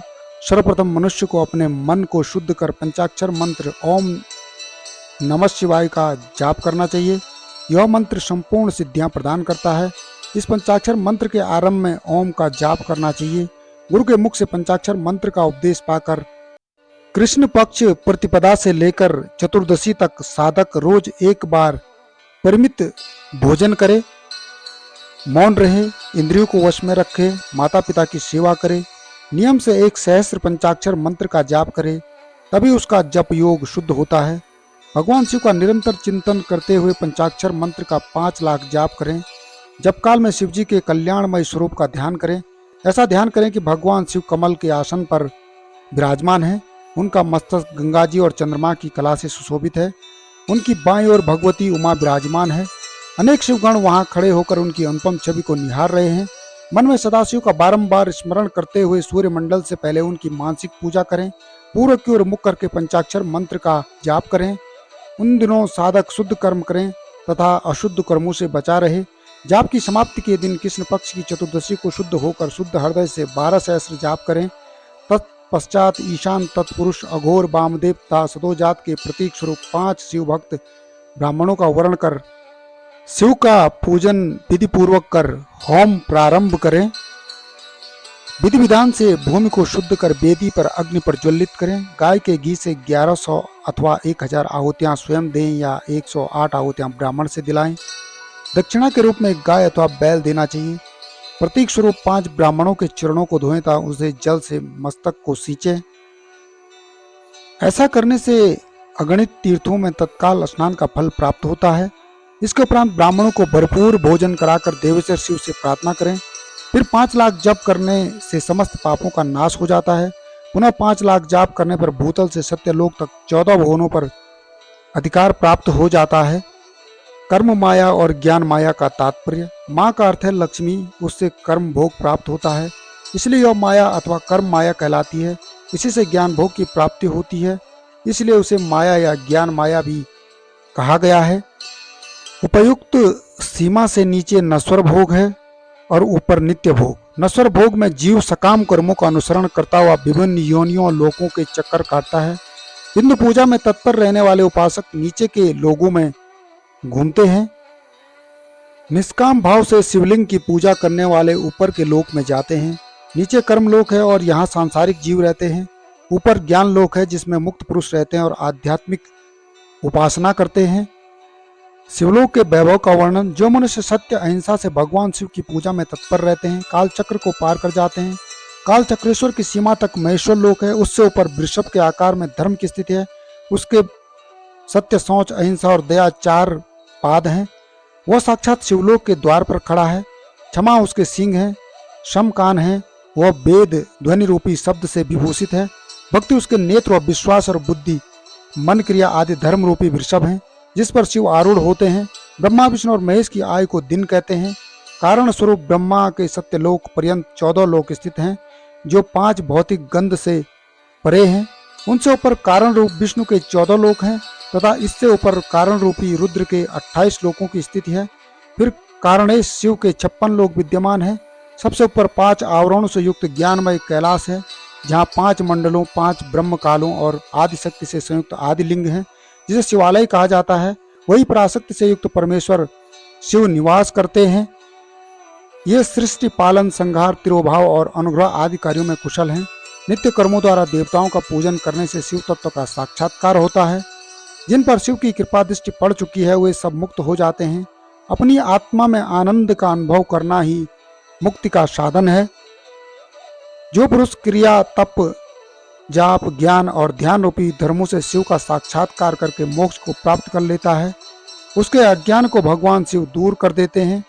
शिव भक्ति का सत्कार। साधक 5 लाख जाप करने के पश्चात भगवान शिव की प्रसन्नता के लिए महाभिषेक नैवेद्य से शिव भक्तों का पूजन करे। भक्त की पूजा से भगवान शिव बहुत प्रसन्न होते हैं। शिव भक्त का शरीर शिव रूप ही है। जो शिव के भक्त हैं और वेद की सारी क्रियाओं को जानते हैं, वे जितना अधिक शिव मंत्र का जाप करते हैं उतना ही शिव का सामीप्य बढ़ता है। शिव भक्त स्त्री का रूप पार्वती देवी का है तथा मंत्रों का जाप करने से देवी का सानिध्य प्राप्त होता है। साधक स्वयं शिव स्वरूप होकर पराशक्ति अर्थात पार्वती का पूजन शक्ति बेर तथा लिंग का चित्र बनाकर अथवा मिट्टी से इनकी आकृति का निर्माण करके प्राण प्रतिष्ठा कर इसका पूजन करें। शिवलिंग को शिव मानकर अपनी शक्ति रूप समझकर शक्ति लिंग का देवी मानकर पूजन करें। शिव भक्त शिव मंत्र रूप होने के कारण शिव के स्वरूप जो 16 उपचारों से उनकी पूजा करता है उसे अभिष्ट फलों की प्राप्ति होती है। उपासना के उपरांत शिव भक्त की सेवा से विद्वानों पर शिवजी प्रसन्न होते हैं। 5, 10 या 100 सपत्नीक शिव भक्तों को बुलाकर आदर पूर्वक भोजन कराएं। शिव भावना रखते हुए निष्कपट पूजा करने से भूतल पर फिर जन्म नहीं होता है। 18वां अध्याय बंधन और मोक्ष का विवेचन, शिव के भस्म धारण का रहस्य। ऋषि बोले, सर्वज्ञों में श्रेष्ठ सूत जी, बंधन और मोक्ष क्या है? कृपया हम पर कृपा कर हमें बताइए। सूत जी ने कहा, महर्षियों में बंधन और मोक्ष के स्वरूप और उपाय का वर्णन तुम्हारे लिए कर रहा हूँ। पृथ्वी के 8 बंधनों के कारण आत्मा की जीव संज्ञा है, अर्थात बंधनों में बंधा हुआ जीव बद्ध कहलाता है और जो उन बंधनों से छूटा हुआ है उसे मुक्त कहते हैं। प्रकृति बुद्धि त्रिगुणात्मक अहंकार और 5 तन मात्राएं आदि 8 तत्वों के समूह से देह की उत्पत्ति हुई है।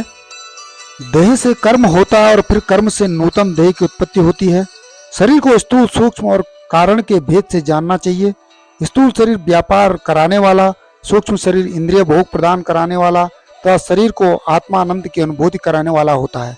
कर्मों के द्वारा ही जीव पाप और पुण्य को भोगता है। इन्हीं से सुख दुख की प्राप्ति होती है।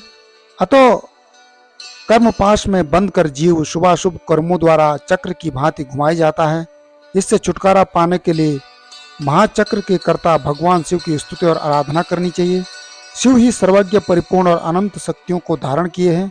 जो मन वचन शरीर और धन से बेरलिंग या भक्त जनों में शिव भावना करके उनकी पूजा करते हैं, उन पर शिव जी की कृपा अवश्य होती है। शिवलिंग में शिव की प्रतिमा ने शिव भक्त जनों में शिव की भावना करके उसकी प्रसन्नता के लिए पूजा करनी चाहिए। पूजन शरीर मन वाणी और धन से कर सकते हैं। भगवान शिव पूजा करने वाले पर विशेष कृपा करते हैं और अपने लोक में निवास का सौभाग्य प्रदान करते हैं। जब तन मात्राएं वश में हो जाती हैं तब जीव जगदम्बा सहित शिव का सामीप्य प्राप्त कर लेता है। भगवान का प्रसाद प्राप्त होने पर बुद्धि वश में हो जाती है। सर्वज्ञता और तृप्ति शिव के ऐश्वर्य हैं। इन्हें पाकर मनुष्य की मुक्ति हो जाती है। इसलिए शिव का कृपा प्रसाद प्राप्त करने के लिए उन्हीं का पूजन करना चाहिए। शिव क्रिया, शिव तप, शिव मंत्र जाप, शिव ज्ञान और शिव ध्यान प्रतिदिन प्रातः से रात को सोते समय तक, जन्म से मृत्यु तक करना चाहिए। ये मंत्रों और विभिन्न पुष्पों से शिव की पूजा करनी चाहिए। ऐसा करने से भगवान शिव का लोक प्राप्त होता है। ऋषि बोले, उत्तम व्रत का पालन करने वाले सूत जी, शिवलिंग की पूजा कैसे करनी चाहिए? कृपया हमें बताइए। सूत जी ने कहा, ब्राह्मणों, सभी कामनाओं को पूर्ण करने वाले लिंग के स्वरूप का मैं वर्णन करता हूँ। सूक्ष्म लिंग निष्कल होता है और स्थूल लिंग सकल।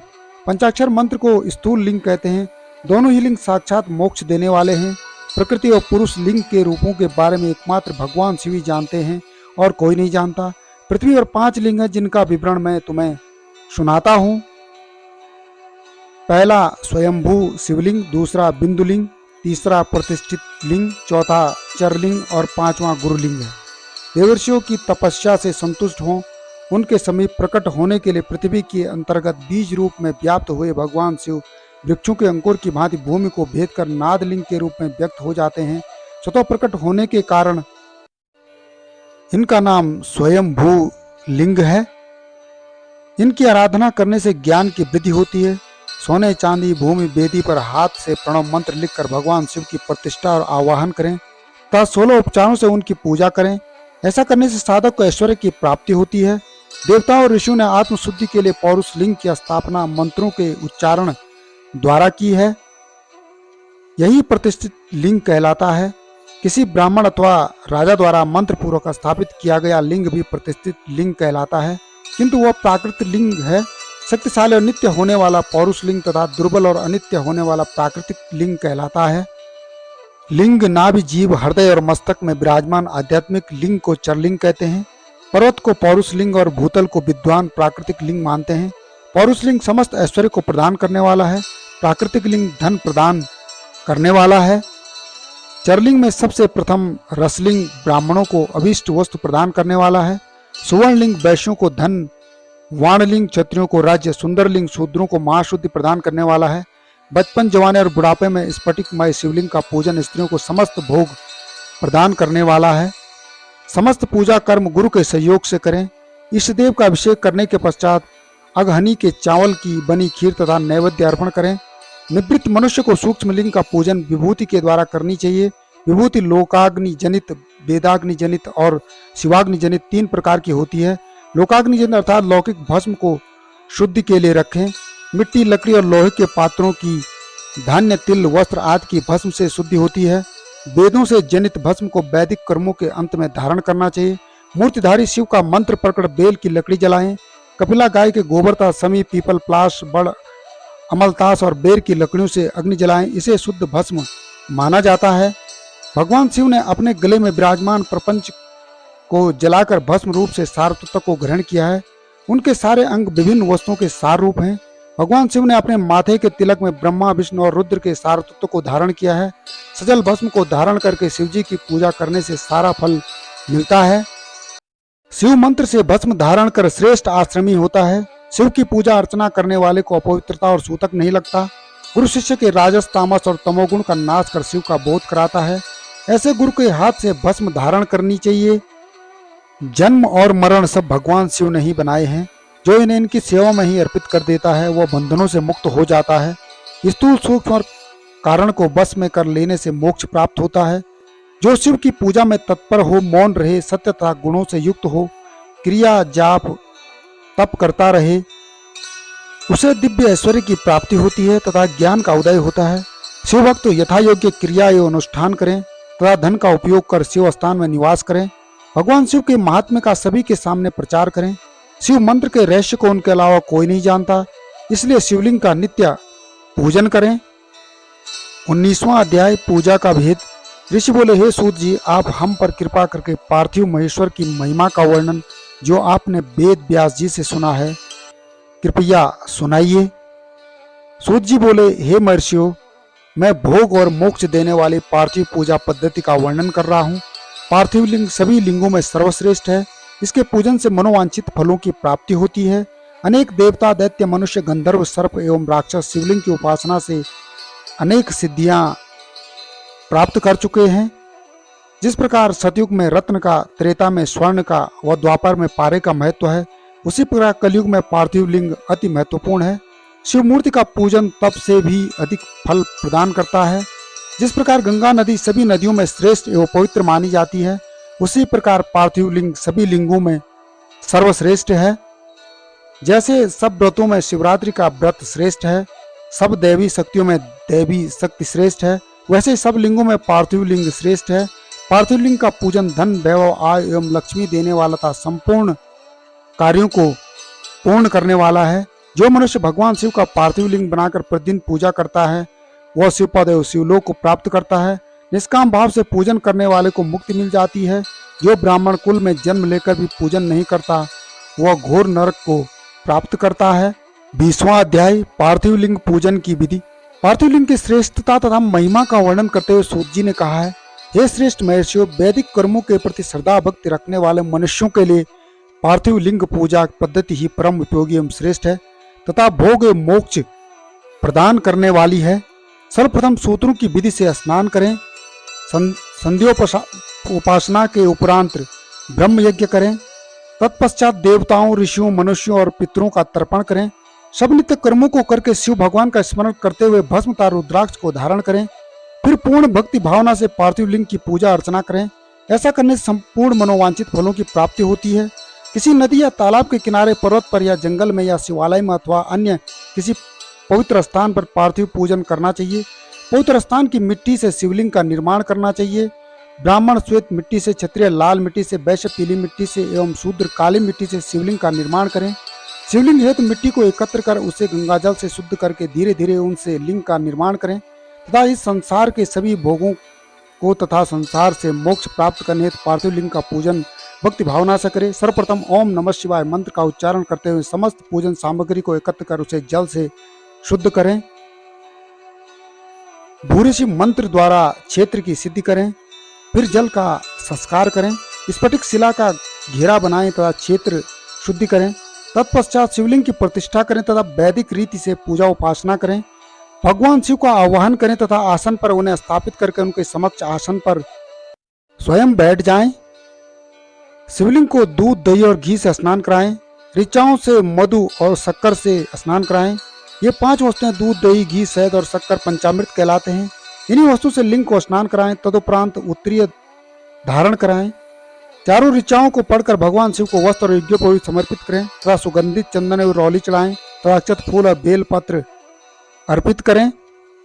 नैवेद्य और फल अर्पित कर 11 रुद्रों का पूजन करें तथा पूजन कर्म करने वाले पुरोहित की दक्षिणा दें। हर हर महेश्वर, शंभुशूल, पाणी पिनाकधारी शिव, पशुपति, महादेव, गिरजापति आदि नामों से पार्थिव लिंग का पूजन करें तथा आरती करें। शिवलिंग की परिक्रमा करें तथा भगवान शिव को साष्टांग प्रणाम करें। पंचाक्षर मंत्र तथा 16 उपचारों से विधिवत पूजन करें। इस प्रकार पूजन करते हुए भगवान शिव से यह प्रार्थना करें, सबको सुख समृद्धि प्रदान करने वाले हे कृपा निधान भूतनाथ शिव, आप मेरे प्राणों में बसते हैं, आपके गुण ही मेरे प्राण हैं, आप मेरे सब कुछ हैं। मेरा मन सदैव आपका ही चिंतन करता है। प्रभु, यदि मैंने कभी भूलवश अथवा जानबूझकर भक्तिपूर्वक आपका पूजन किया हो तो वह सफल हो जाए। मैं महापापी हूँ, पतित हूँ, जबकि आप पतित पावन हैं। हे महादेव सदाशिव, आप वेदों, पुराणों और शास्त्रों के सिद्धांतों के परम ज्ञाता हैं। अब तक कोई भी आपको पूर्ण रूप से नहीं जानता है, फिर भला मुझ जैसा पापी मनुष्य आपको कैसे जान सकता है। हे महेश्वर, मैं पूर्ण रूप से आपके अधीन हूँ। हे प्रभु, कृपा कर मुझ पर प्रसन्न होइए और मेरी रक्षा कीजिए। इस प्रकार प्रार्थना करने के बाद भगवान शिव को फूल अक्षत चढ़ाकर प्रणाम कर आदर पूर्वक विसर्जन करें। हे मुनियों, इस प्रकार की गई भगवान शिव की पूजा भोग और मोक्ष प्रदान करने वाली एवं भक्ति भाव बढ़ाने वाली है। भूलवश अगर कोई त्रुटि हो गई हो तो इसके लिए मैं क्षमा प्रार्थी हूँ। शिव कृपा के लिए कमेंट्स में हर हर महादेव जरूर लिखें। इसी के साथ आप सभी शिव भक्तों को प्रणाम।